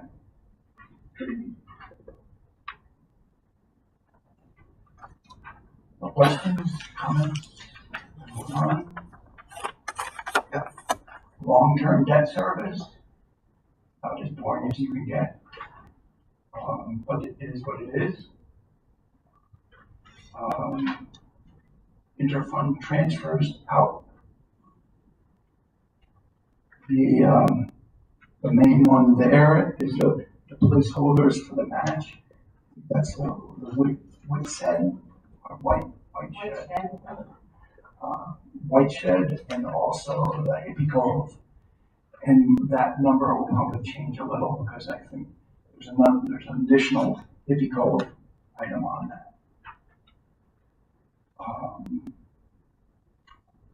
Nothing. Moving on to transfers to other entities. Off the bat, I want to say the school transfer numbers are probably, they're not going to be equal between amounts because there's adjustments that was pointed out by the school. And the school income insurance, like it's being separated out, taken out from our general fund, even though it was always considered in kind, or we actually paid for it, but it's never been highlighted. Other items here are the reductions in the community college, family resource center, and chamber. And also, the chamber in-kind lease was removed. It probably should be back, put back to show the actual cost of the chamber, but having a corresponding revenue so that the net effect on the budget is zero. It was taken out to show the net effect of zero, but it really, we're thinking of putting it, keeping it in, and yet having a revenue match it. And if I may speak to the in-kind around the school, we pay for insurance for the school building through our general fund, and then we reflect it back to the school as an in-kind. And we do the same thing with utilities. So we calculate the actual utilities that are sewer, water, and garbage. We calculate on a monthly basis, as we do to any entity, the cost of those services for both the high school and the elementary school. We have, however, significantly discounted the in-kind contribution to help the school maximize the amount of cash that they can get from us. So we put $12,000 in for utilities, but the actual cost is closer to $60,000 annually. So I just want to share that we're going to try to true up those numbers so that you as council and community members have an understanding of what we actually do contribute towards the running of the schools. The hazard of that in-kind contribution is that it limits, because of a cap amount that is required by the state, it can limit the amount of actual cash that we can give the schools. So that is a little bit of a sticky wicket at the moment, but we are trying to be really transparent around what we're actually spending on that facility. But we actually incur as an expense that we don't pass on to the schools to reimburse, but is showing as an in-kind. Councilman Allison? So you threw out 12,000 there. What's 12,000? Where do you get? Is that a monthly charge or? It's actually not reflected here. We have a contract with the school district, and they record $100,000 for in-kind insurance and $12,000 for in-kind utility fees. We've never fully quantified the utilities, accurately quantified the utilities. So right now that number, as I said, is significantly lower than the actual costs that city is incurring to provide those services for those buildings. The insurance is an actual number. So they're recording it on their side, because it looks like we've been recording it at 50 to 60,000 for the last 3 years anyway. You're on this. Those in-kind services for CCMC is what we actually, I'm talking. school. Yes. 30,000. They record 12,000 on theirs, and we're recording the actuals on our end, it looks like. I can get you more detail on that. But the insurance cost is actually $100,000. We have that broken out. We have invoices to that effect. The school in kind that we're recording here, to be quite honest, I'm a little bit confused by those, but I can get that. It involves snow removal. It involves all sorts of different things, and I can get you to break out on that. But that is not what the school district is recording with the state. Okay, yeah, we need to just make sure we're matching up with them. Yeah. And then, so for the next reiteration of this, we will have the correct number on the January through June and July through December. Yeah. January through June should be $1,044,000 probably. Yeah, And so, the remainder on the July through December. and we will also, the school district was overfunded and gave us a reimbursement of close to $80,000, so that'll be reflected also on this. And that's just new information that we need to get incorporated into these budgets. Yeah, and that'll come out of the second half because we're already committed to the first half of this year.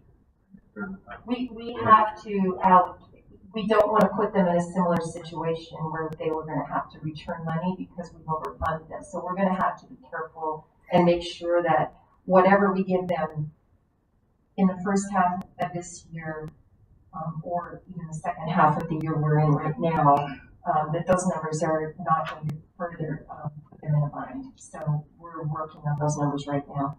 Okay, and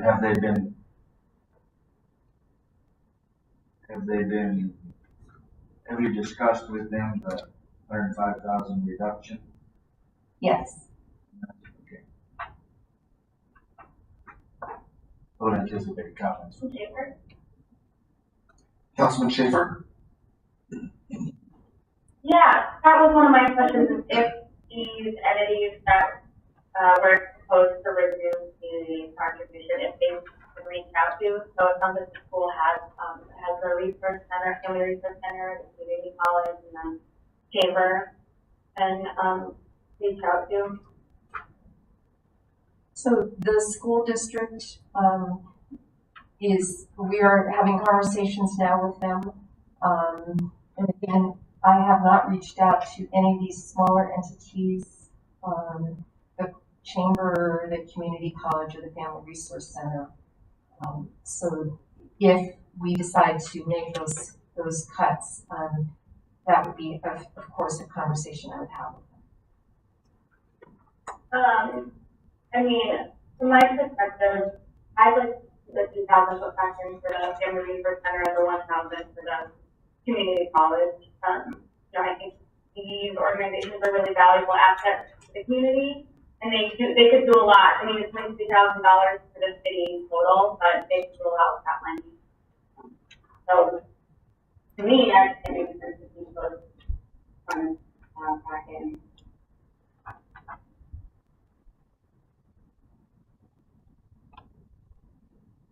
Councilman Bailey? Oh, is that all, Councilman Schaefer? Yeah, anything else I remind? Okay, Councilman Meyer, then Bailey. Yeah, I had the same thoughts, especially on the family resource center. I think if the project started up a little more, I think now would be the time to increase our contribution to them rather than decrease it. So I would like to see it. Excuse me, at least up to 20,000, if not more, just because the year and I think that's where little like. Councilman Bailey.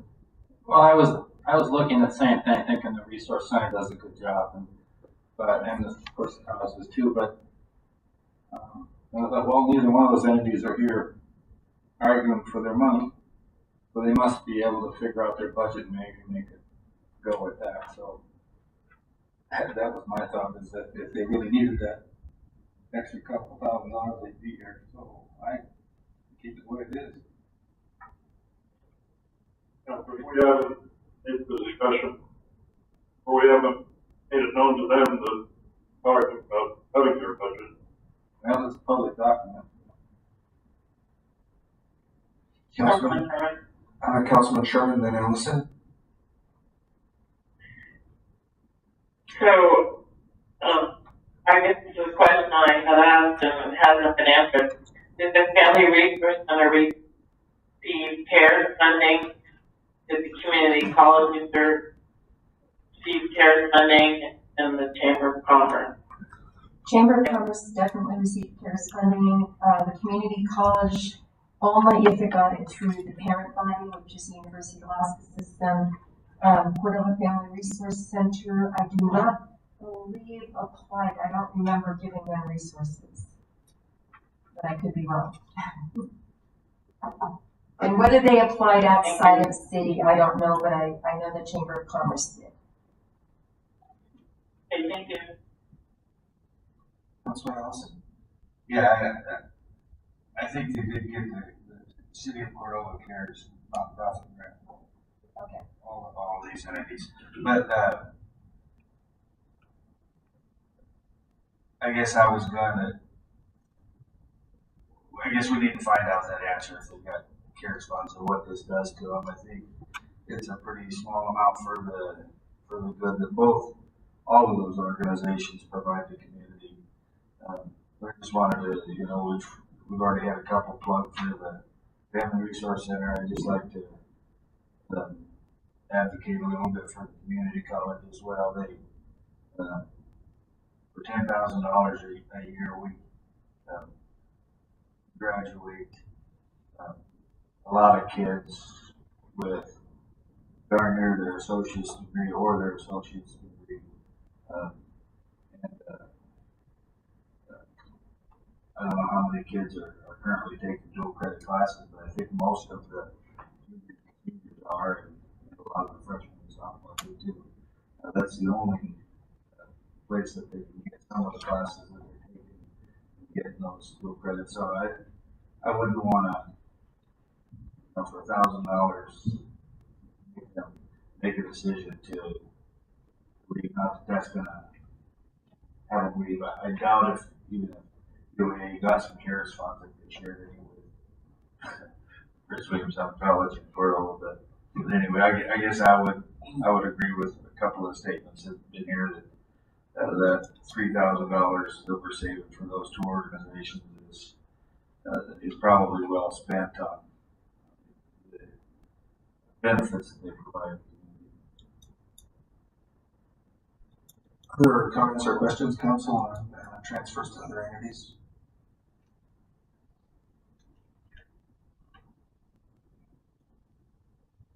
Well, that concludes the general fund area for the revenues and expenses. We now go into the other funds, starting with the city permanent fund. And with all these funds coming forward, or going forward, there will be revenues and expenses. So just a heads up. Our permanent fund, very conservative numbers. I just showed you a $500,000 gain for this year, and we're only budgeting $250,000. And sale of real estate. I need to look at that. Why that is.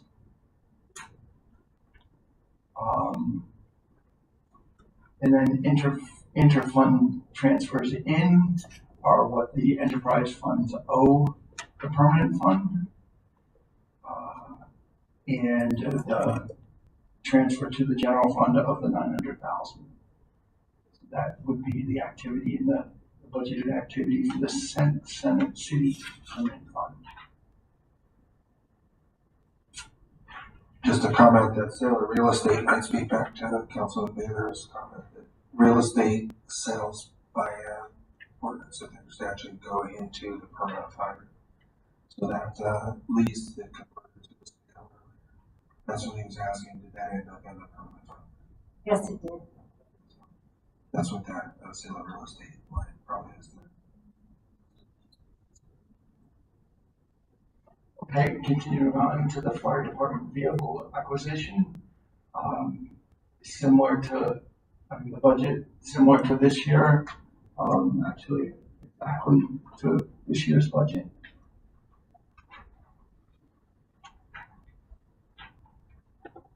Then we have COVID-19. That is our CARES funding department. We've gotten the 2 tranches for the revenue. We're expecting our 3rd one with our October expenditures, so we should be getting that within a week or so. Miscellaneous revenue is a Rasmussen match for our arts donations or grants. And then we have all of our expenses that doesn't include the first responders or EMT. This is just all the salaries our ambassadors and strike team are the ones to keep with the harbor and the airport and the facilities clean and provide instruction throughout the summer and continuing on in the fall. And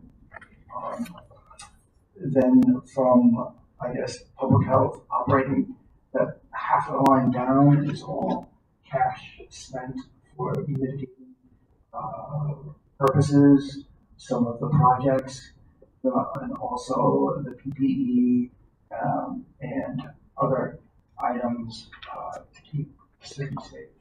It doesn't include the $1 million that we have distributed for the cash. Correct. So that is yet to come. And what's left in the grant revenue then is to get? We have 3.4, I forget the total, but we still have to apply for the balance, but you can't apply until you've expended. So that will be done here. All expenses have to be made by the 30th of December, and everything is clicking along. We have some capital projects that are still underway, haven't been fully invoiced for yet, but we'll fully expend that 3.4 million by December 30th, or we have to give it up. Okay, and then the next area are general project and grant administration, and this is where I'll admit the budget is lacking in a lot of detail because, as I said, there are ins and outs. Almost by definition, the pass-through grants should equal the pass-through expenses, and more detail will be forthcoming for the actual amounts and the actual grants in the next iteration.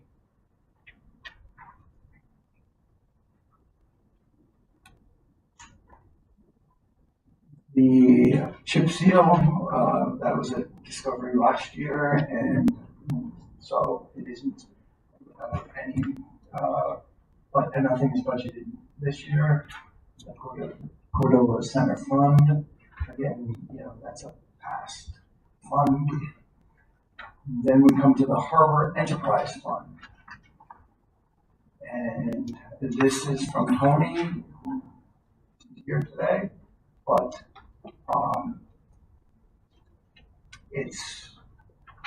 I don't know how, it's his budget, what are notable amounts, tracking similar to last year.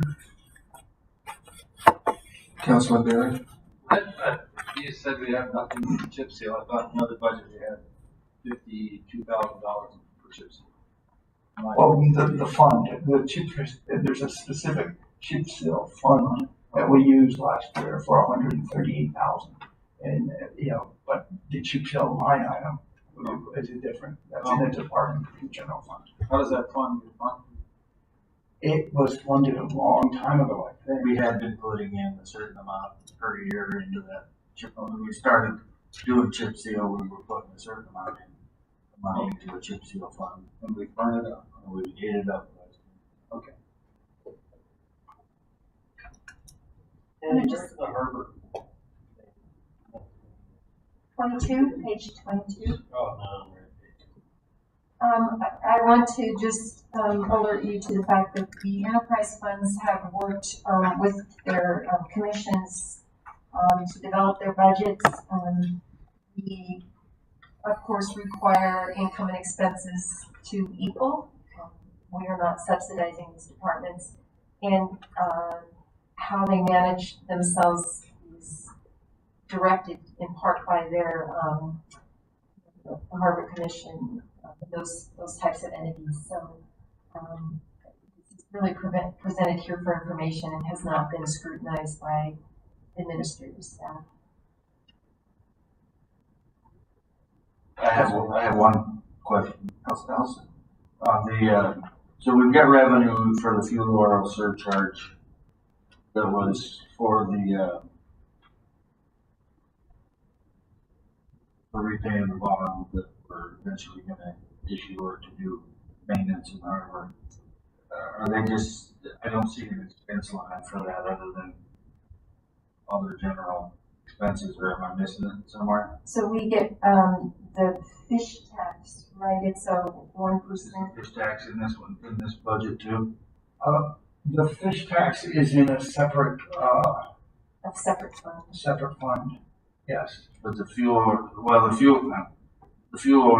wharfage should be in that same fund. Those two were I set up to pay for that.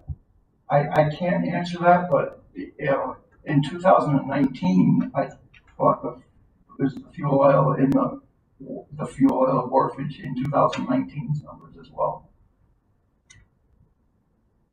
Zero here. We just no, but it was broken out this year. Tony wanted to specifically break it out because you know if wharfage going from in 2019 from 187 to 41, it was a minimal amount prior to this year. Or prior to 2020. What was it? 5. Oh, like 30 grand a year or something. Yeah. So the fuel oil wharfage was actually dedicated to repaying the harbor? Yep. Okay. The tier 1 grant bond. Okay. Yeah. Where is The wharfage, the existing fees, and Sam, and fish tax. And there's the wharfage that always happens at the dock. And Right. when you pull out a different fuel wharfage, that goes to the harbor. Right. So there still has to be a line for wharfage. And there should be, there's money collected for fuel. Right. And that's what Penny was trying to separate. Right. So They're separated here in the revenue, but then they're spent somewhere. So you're saying that they're all money spent should be put into a permanent fund? Some of that, most of that fuel oil wharfage, maybe not all of it, but most of it, should be to repay The harbor. do the harbor. Okay. Harbor maintenance. Okay, so we'll get that clarified and fixed. I did not know that. Okay. right. Just to jump ahead on page 33 is the raw fish tax. You know, in the harbor fund depreciation reserve. And we should also then have the fuel oil wharfage in that harbor fund. When the depreciation reserve. Okay. Okay, great. We'll fix that. Thank you.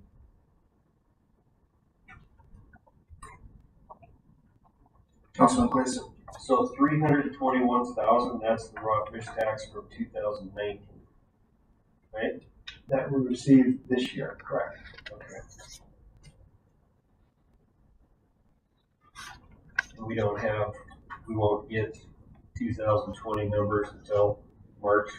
We're anticipating a minimum 45% reduction in that number.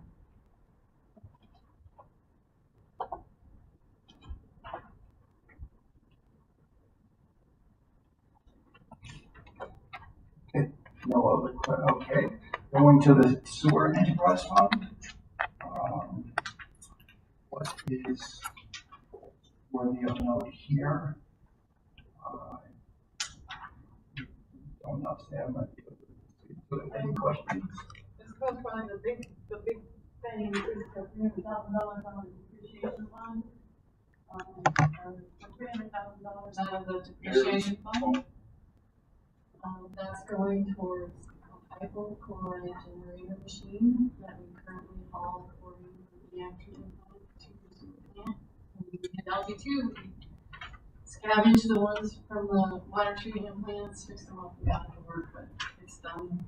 So we're getting a new one. And then that building is rotting. And so we're reciting, reroofing it, doing a little structural improvement at the wastewater management plant.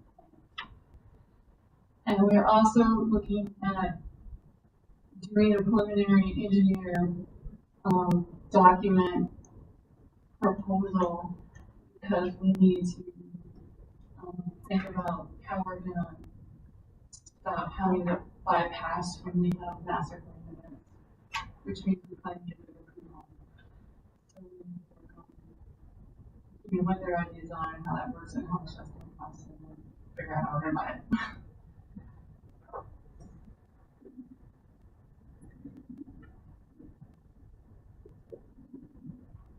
Councilman Allison. I should have asked it on the harbor too, but does this revenue reflect an increase? Working on a 2-year plan or something? They will have to research that. No, there's no fee increase. Okay. That was the direction.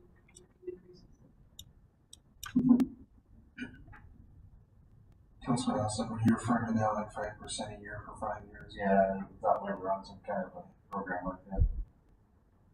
Apparently not. And the harbor was 10% or something. Went up a couple of years in a row. The harbor did a little different structure. We did a little bit more on the mortgage fees and then 5% on the regular stuff. And we did 5% water sewer revenues across the board. And then on the fee schedule where we like equipment or things where people water testing that kind of stuff. But this On year the fee, but not on the rail, not on the monthly bills. no, we didn't know increases this year. That's what we did the last 2 years and that.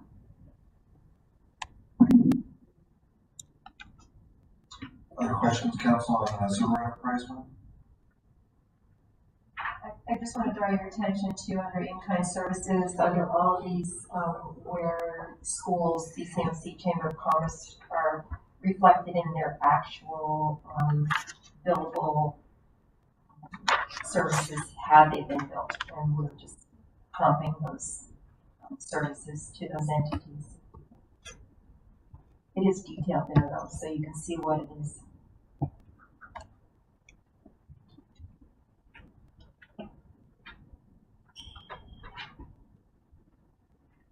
Going from the sewer fund, if there's no other sewer enterprise fund, if there's no other questions, we go into the water enterprise fund.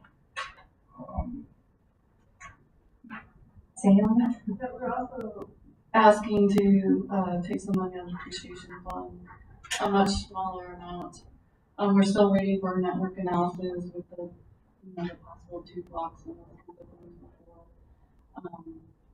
But we are looking at taking EAC water, chemical interjections, and putting it to SCADA for the pumps. It's on SCADA for emergency, but for the pump, when we use the pumps, it's manual. Not the main ingredient, I think. But that's the only project until we get back on that. We are hoping that this, if we can get this peak salmon disaster funds, half of that to use the Harbor Commission agreed to do the cycling. I think that it will be good to go there. If not, we need to come back and ask a budget and a depreciation fund in order to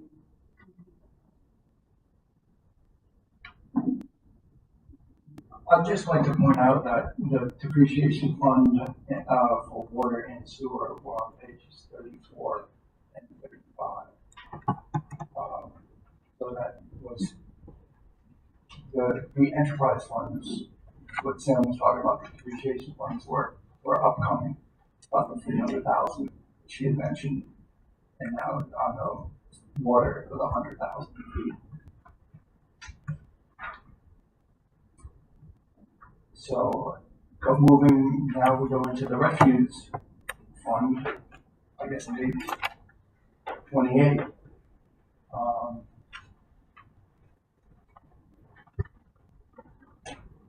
Yeah. Okay. There's some increases in there. Partly, we are doing the hazard waste disposal, which we do every couple of years. And the cost of sampling water continues to go up at the landfill. We had to increase the number of wells to coming to compliance with the DEC, so it's costing us more money to do that. So there is some increases in there. I'll just go to the depreciation fund. You're asking for 35 other purchase truck. That's page 38.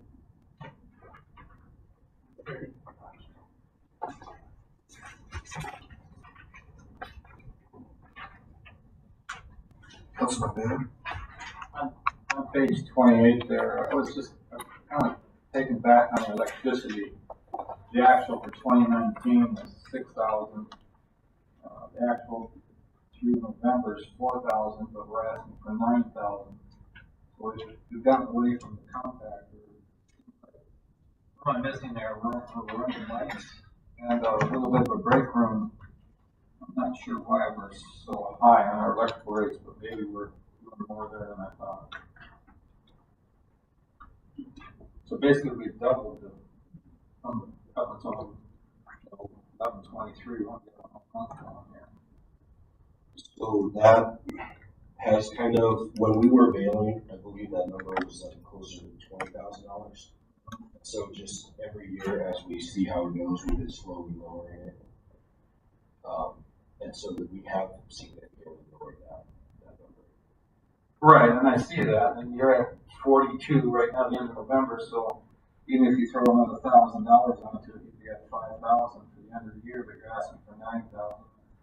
The budget is 9,000, so I'm like, Well, and I think 17 and 18 was more like $8,000.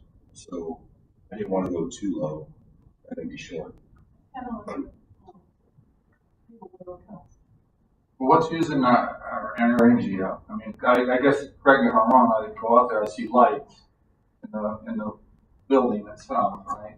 Non-operating garage doors up and down. We've got a break room, so what are our big energy costs there? Is there something else? And welding. Okay, so there's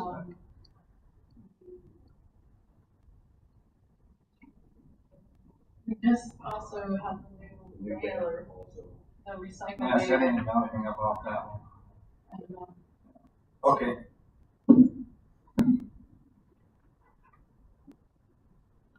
Any other questions, council? Is that Councilman Kerr? Yes. Yeah.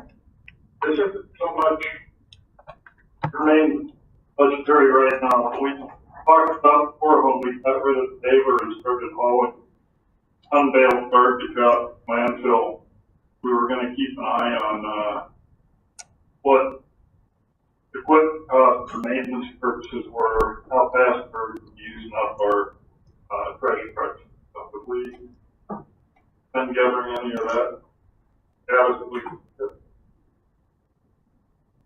So, just so I want to make sure I got the question right, you're asking if we've been tracking the difference between baled and compacted trash at the landfill? Or the use of equipment? More the use of equipment, because now going out with our expensive trash truck out there instead of hauling belt stuff. You're correct, we're taking our dumpster truck out there and we're taking, we call it Piglet, the little, residential truck. And, I don't, we don't have a cost comparison of what it costs, probably because we don't know what it costs when we were hauling the bales. Yeah, there's more miles on the truck. Is it? I don't know that it was so much that we're worried about the cost one to the other, something bailed and non-bailed, but it was more of the, because we pulled a bunch of money out of the permanent fund to buy a new dump truck or a new trash truck. And we're wondering at the time when we did that, you know, how well that was, or running back and forth all the way up to the landfill. So I was just wondering if we had any idea how much more maintenance we've been incurring because of the new truck. Our maintenance has gone down because we have a new truck. And we had an old truck that was breaking down, so the maintenance schedule is better, at this point. Okay, my question was more how fast our new truck is coming, not a new truck. No more than normal, then that's fine. Sam, can you speak to the new baler, because it isn't, how it's being used and where it came from? Yeah, so we've been working with the Watershed Project. We recently got a new baler they got a grant for. We installed it in October, and we have so far only made 1 bale of aluminum cans and 5 bales of web that we shipped out at some point. It's going to be a while though. But it's working good. It's considerably smaller than our old baler, and it's only more recyclables. We're still trying to get it figured out, get everything dialed in, but we've had good luck with it so far. And just to be clear, the Copper River Watershed came from Baylor. We removed the old Baylor, but the Copper River Watershed has incurred other costs.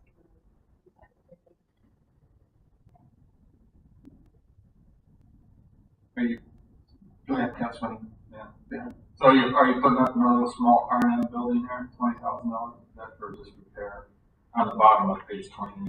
16 grand is for 2 doors out there. I don't know if you see the doors out there. Okay, so that's the existing building? Yeah. At the landfill. At the landfill. Oh, okay. That's the landfill, yeah, sorry. It's maybe a little less long around the rest of the building. Any other questions, council? Refuse? Hearing none, to Kodiak Camper Park. Hopefully, and then I guess Susie to answer any questions, but as presented, I don't know if there are any. Well, again, we're almost double on our electrical costs from 2019 versus 2021 budget. We go from 85 to 50,000. That's because we're putting that shower unit in, directing more people. Yeah, The electric hot water. it is propane and electric. And, we're not exactly sure what that's gonna look like, although it's not gonna just be a lot more, there are gonna be dozens more showers. Each shower stall is gonna have a combo on it, and we're gonna dedicate that to 1 or 2 families, and a lot of them are actually households. So that's the way it's gonna be run. So it'll be interesting to see. We're not exactly sure what that's gonna look like. And electricity does run about 20% higher in trailers. So we're trying to look at that too. Our insurance doubled too. Yeah, that's what I spoke of earlier, about 3 or 4 years have been flat, while the enterprise funds have been flat, and while our insurance has gone up. So it's a somewhat of a retroactive item. And next year it'll be much more exact.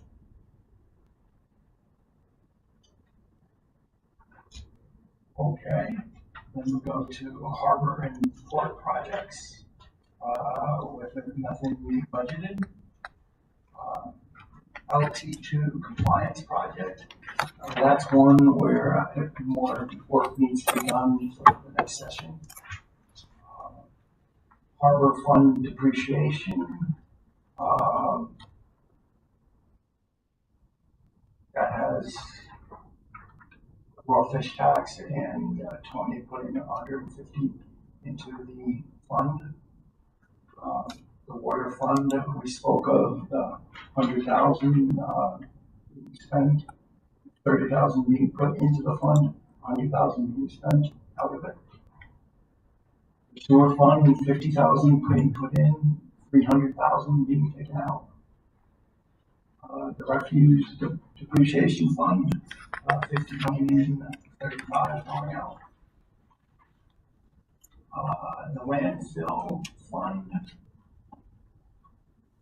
I'm pretty sure that's for the closure, and 50 going into that. And then we have the health insurance service fund. That is the one that in these numbers, I have to apologize, these numbers need to be tweaked. They need to be tweaked for the next session. Councilmember Gleason. I have a question back on property tax for Helen, or does the city take 11% of the income on that property tax and the mortgage? No, We don't take 11% on that stuff, so it's all. we do on the enterprise fund, but not on this, but not on each enterprise fund, but not on the funds themselves. Yeah, the raw fish tax, no. The wharfage, maybe. I can't, because I didn't know that was dedicated to the fund until tonight. So it may have been included in wharfage fee and 11% on it. So, but the intention is not to take the 11% out. So whatever got taken out last year, it'd be nice if it got put back in there, because we're paying for the harbor, so that's why I'm bringing it up. I was just curious if. So for the wharfage, we'll true up those numbers and make sure that they reflect what should be in these, and get that back. But the raw fish tax should be all correct, 100% without any expenses taken out. Okay, thank you.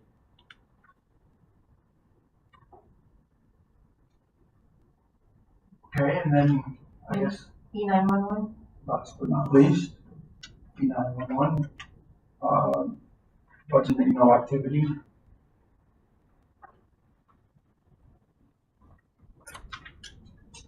Okay, so where we are now at this point is that we've gone through the budget, hopefully answered all your questions, and we would entertain the will of the bodies to have received what direction to staff so that we can make any adjustments that you all would like to see happen. Councilman Allison. Yeah, I just have a quick question now that we're from Exhibit 1. Can you reconcile that to what we have on page 15? What's Exhibit 1? The investment. Oh, the investment. Yeah. Sorry. No, because the investment is as of 11/27. The entry, I think the last entry was 10/31 into the financials. So I didn't make an entry on 11/27. That's the book number. That's the bank number. Our book number is as of 10/31. answers it.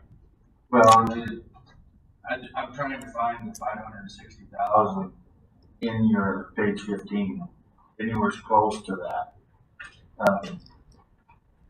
You got actuals through 11/23, total revenue in those, which includes sale of real estate and such, was, I mean, the earnings was only 8,000 or 12,000.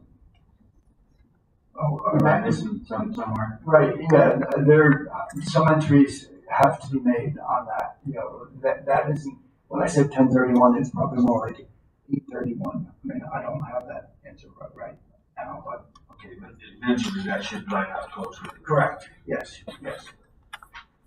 The only other comment I guess I have before we get into deep discussions is for your early in 2021 projects list, if we can get a fund balance for all of these funds, the last 10 pages we went through were going in and out of funds. 300,000 for the water, et cetera. What those fund balances are and where that money is located at. Where is the E911 funds? What's the balance and where are those in? Are those in the permanent fund or those in the central treasury or does that make sense? But for just because I mean, we could say, yeah, sure, take 300,000 out of the water, but I don't know that they've got 50,000 in there or 5 million in there. I don't know from this, so and I'd like to see that, but not before the budget. The budget is more important than those totals. I know they've got enough money in there, at least for that, but.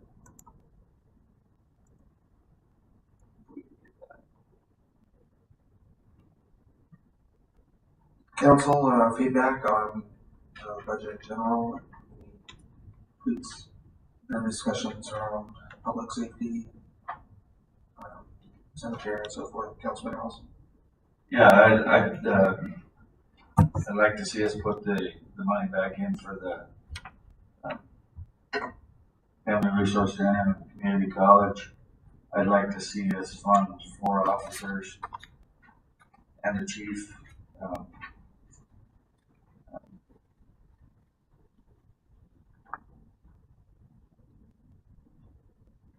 I think we could do some pushing around with the cemetery things, put off the capital stuff until later.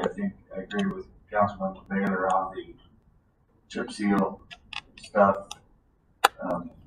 I'd sooner than later rather fund the police officer. I think the odds are pretty good that we'll see some more CARES money early in 2021, if not even before then. But that's not guaranteed, but I think there's a good chance of getting somebody there and being able to at least pay for first responders again with some of that. So those, I guess, are my thoughts here. I think I could agree doing those things. I could probably agree for 1 year to go with the 900,000 using the earnings of the permanent fund out of the 900,000. If we did those things, but I'm still way at the 900,000 is a lot to take out of the permanent fund in 1 year, but it's really old. 350, I guess, in earnings. Our hope with that permanent fund was that we could get it to the point where we only had to spend the earnings on it. But this is a goofy year, as we all know, and I certainly don't want to put any more burden on the taxpayers of the community. But I think I could justify using the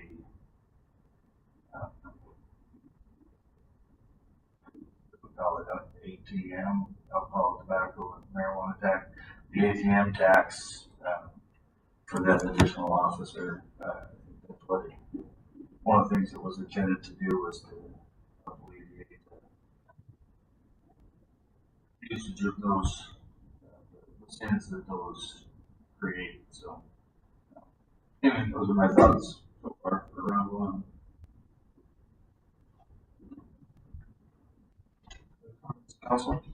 Councilman Gleason. I agree with you, and we did find, as you said, you got 80,000 back from the school, and we found 51,000 in errors in one spot, and I think Ken said there was more. That's 130 grand right there. So we either lower our, take out the permanent fund to 770, or we use it to hire another police officer.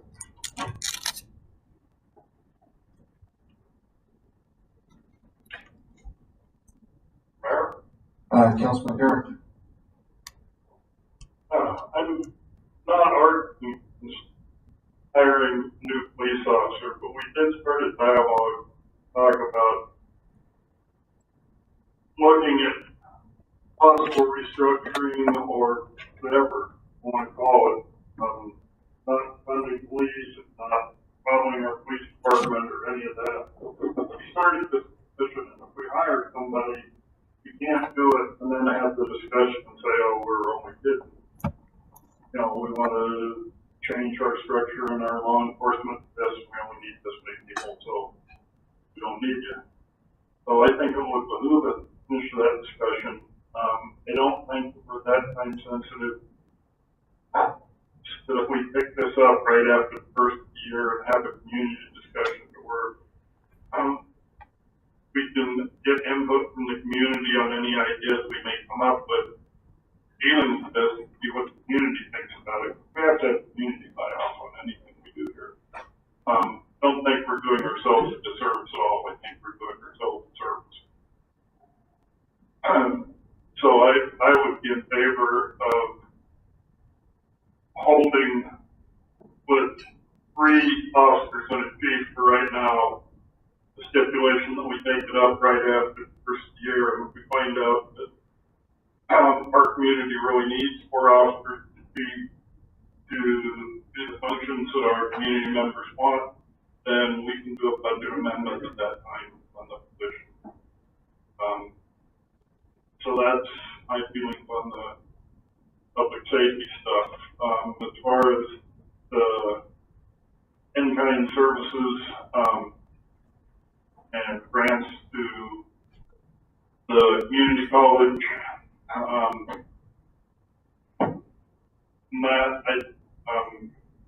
I think that those are small enough chunks of hours and those entities do enough good for Cordova having up our nose by our face. To try to vote away the developers because there, I think we should focus on those entities for what little we're funding them. And I can reluctantly support taking the 900 out of savings, that's out of the permanent fund, if that's what it ends up being. But I don't think this is going to be our last ad here with this. I think our expenses are doing, they've always done, going up, sometimes precipitously, sometimes not quite as fast.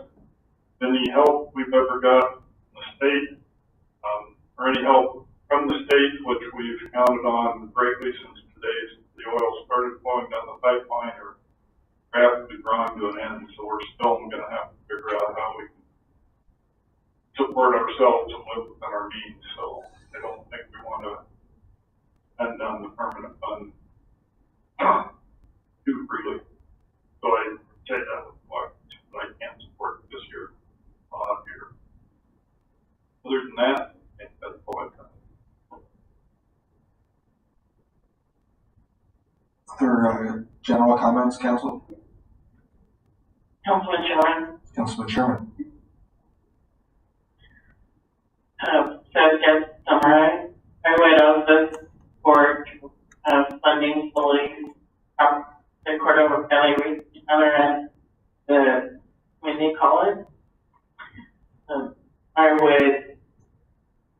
curious to suggest that we look at the cemetery funding, if that's anywhere that we can save some funding.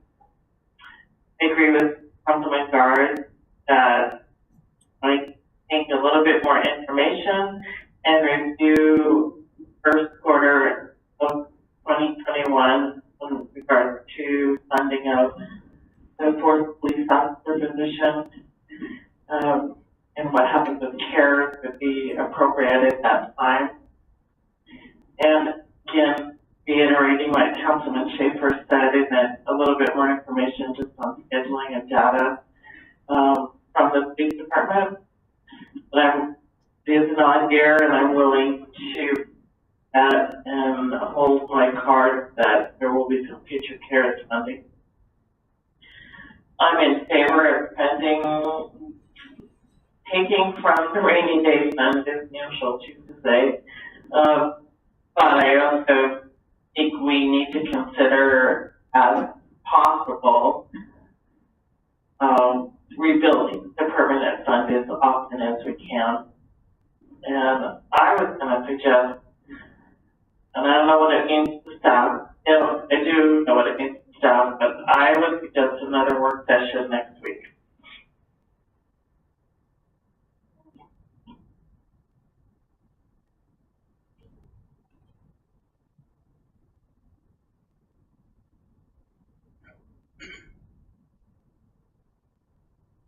Okay, other general comments, council? Councilman Barrett? And Allison? Yeah, I guess one of my concerns is the $300,000 we're now going to give the hospital. There's no guarantee that they're not going to come back this summer and say, oh, well, we need that. So there's another $300,000 we have to pull out of the permanent fund. And I know they just hired 2 maintenance personnel, so there's $300,000 right there in the cost that we're going to add. So that kind of concerns me. The family resource cut, I would agree. I would expect them to be here fighting for that. That's why my comments were, well, maybe they've got some of the CARES money, maybe they can make do with their budget, but not a huge amount. The cemetery went for years without any maintenance, and they've done an outstanding job these last 10 years, I think, that they've been going at. So I think one season, volunteer help, I think we could get through that. You know, we're looking for dollars here and dollars there. I'll get back on my darky bandwagon. If we up the cost of those, in addition to that $20 per, I don't think I'll ticket or whatever membership, that bring in $14,000, which gets us close to the cost of the employee on that job. So for what, 40 cents a week, I would venture to guess a lot of those 700 are from out of town. We always talk about capturing some money from out of town people. So I don't know the structure, I don't know who's there, but I think that's something that staff needs to take a look at. I think all the department heads have done a really good job. I've tried to find money in all of these, and I appreciate their work, and I appreciate that they cut their budgets down. And I don't see anything wasteful. I don't see anything I could point a finger at and go, what are you guys thinking here? I think staff's done a great job with this budget. I'm not really in favor of pulling $900,000 out of the permanent fund today. It does bother me there. I think we need to see these numbers tighten up. I think we need to have that discussion on the police officer. Sitting here today with the information I got, reading former Chief Vick's letter and other comments, I support the 4th officer, but I'm not ready to vote to spend that money right now unless I get a little bit more information and make some input before our next meeting. So that's kind of where I stand. Thank you.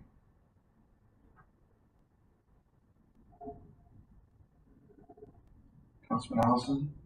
Yeah, guys, I was just gonna say, I'm willing to attend as many meetings as it takes to get this. I don't know if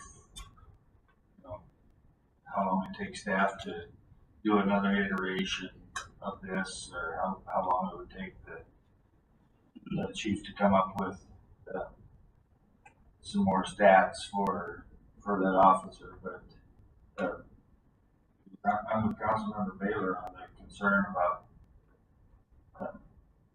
taking too much out of the permanent fund, and in 1 year taking,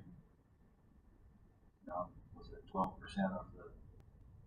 of the fund balance, one chunk, but again, 15 years ago, we didn't have a permanent fund at all. So I think we did good while the force receipts were high and had our good years of fishing and such, so we were good to make that there. But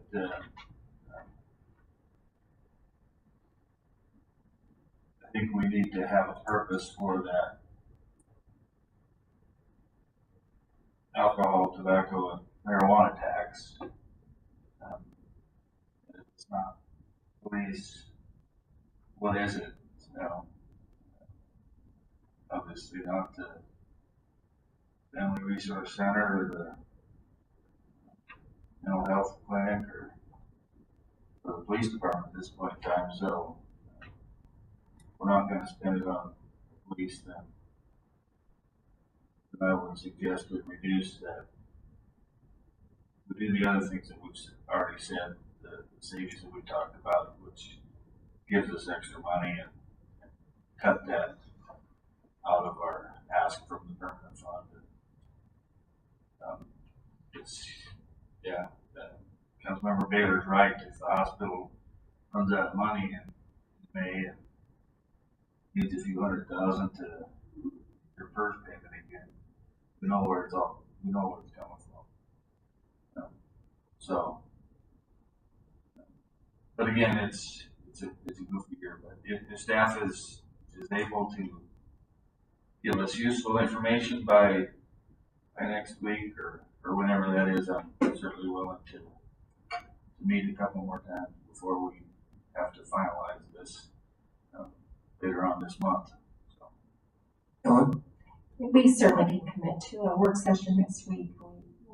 We have to commit to a work session next week. So absolutely, we'll get whatever information together that you need and that we're able to. But certainly we can rework these numbers and get any errors and changes reflected. General comments, Councilman Schaefer or Meyer? Councilman Schaefer? Yes. Yeah, thanks everyone for putting all this together. I know a ton of information and I know it was a lot of work.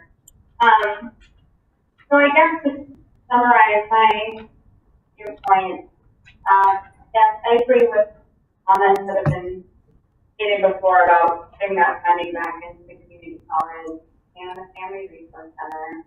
And I'd also be supportive of potentially reducing the input into the cemetery as been discussed if that helps free up funds.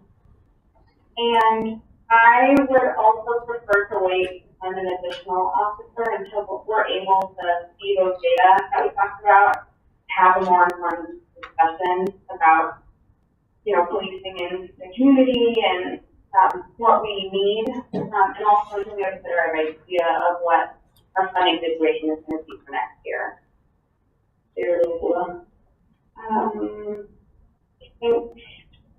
And yeah, I mean, I'm sort of dipping into the permanent fund to help us out this year. That's kind of our only option at this point, and it's a weird year. And I agree with what we said before. We need to try and build that back up and be careful with what we're taking out. So, I think that covers it.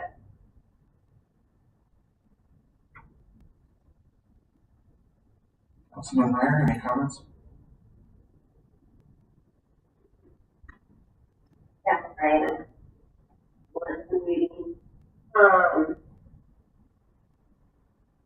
I also agree that the funding for the other police officer that was speaking about, we need to take something like that, and I'm not prepared to do that for this budget. I think the first quarter set a strong date on looking at that I'd be in favor of it. I'm also a little concerned about not having an HR position. I really appreciate the manager stepping up and filling that role. I understand that we're giving some funding to help automate it in a way and have access online, which I think is great. And we should be looking at doing that in all departments, really. I think that's good. I just think it's important to note that the city manager is going to be doing both jobs, and that's going to get heavy load. So I'm not prepared to increase the police for another officer until we get some more data and really take a look at it. I know we just did a survey. I think that's an awesome first step. So I do think it's the first step in looking at the data and coming to some good conclusions about public safety for Cordova. Family Resource Center and the Community College, I definitely think we need to fund those at normal levels. Like I said before, if not more. Even the community college, I don't know if they're doing more online stuff, we can expand it to more of the community. I think that we need to have discussions with them because I think those are two resources to really help us through the next 10 years, what's happening right now. I have some concerns also about school district and the hospital needing more funding.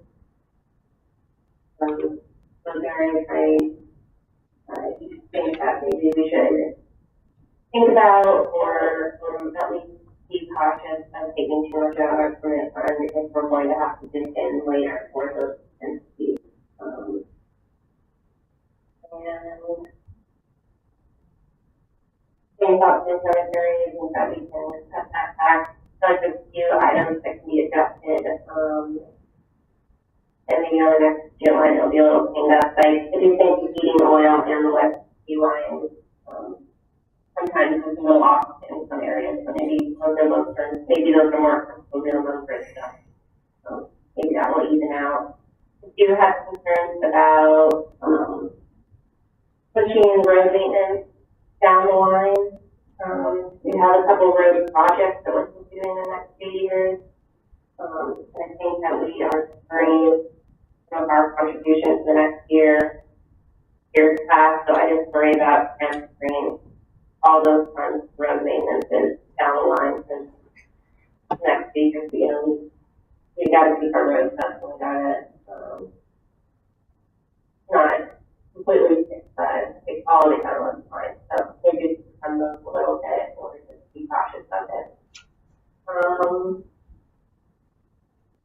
And then also the meetings, and there to do any meetings that we need to do, we have to figure this heads out, and it's a weird year, so hopefully we don't take too much out of the fund, but we are very fortunate to have it.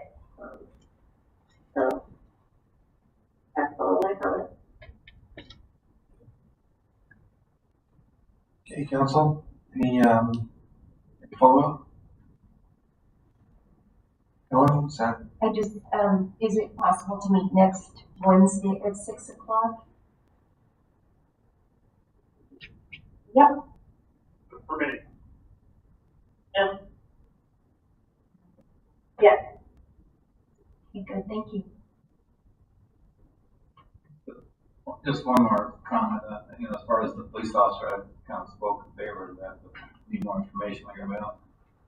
Because the other thing is we got to think about is that it's just not a one-year funding thing, so we'd be taking on that cost for the next year after year. So hoping that, fish tax gets better, hoping that timber receipts come back, hoping that they do the school funding, hoping that they care. There's a lot of holes in that. It's a tough one. Thank you. Any other follow-up comments, council? Councilman Allison? Yeah, just thanks all the department heads for the efforts you guys made. Appreciate the work you guys did. Sounds like we're ready for one more motion. Move to adjourn. A motion adjourning. Is there any objection? We're adjourned. And work session next Wednesday. Thank you. you. Thanks, bye. How was the sound on your end, Councilman Schaefer, or online? How was the sound It online? sounded good to me. Okay. Okay, great, thanks, sound good on this end. Okay, good. Okay, great, fun night.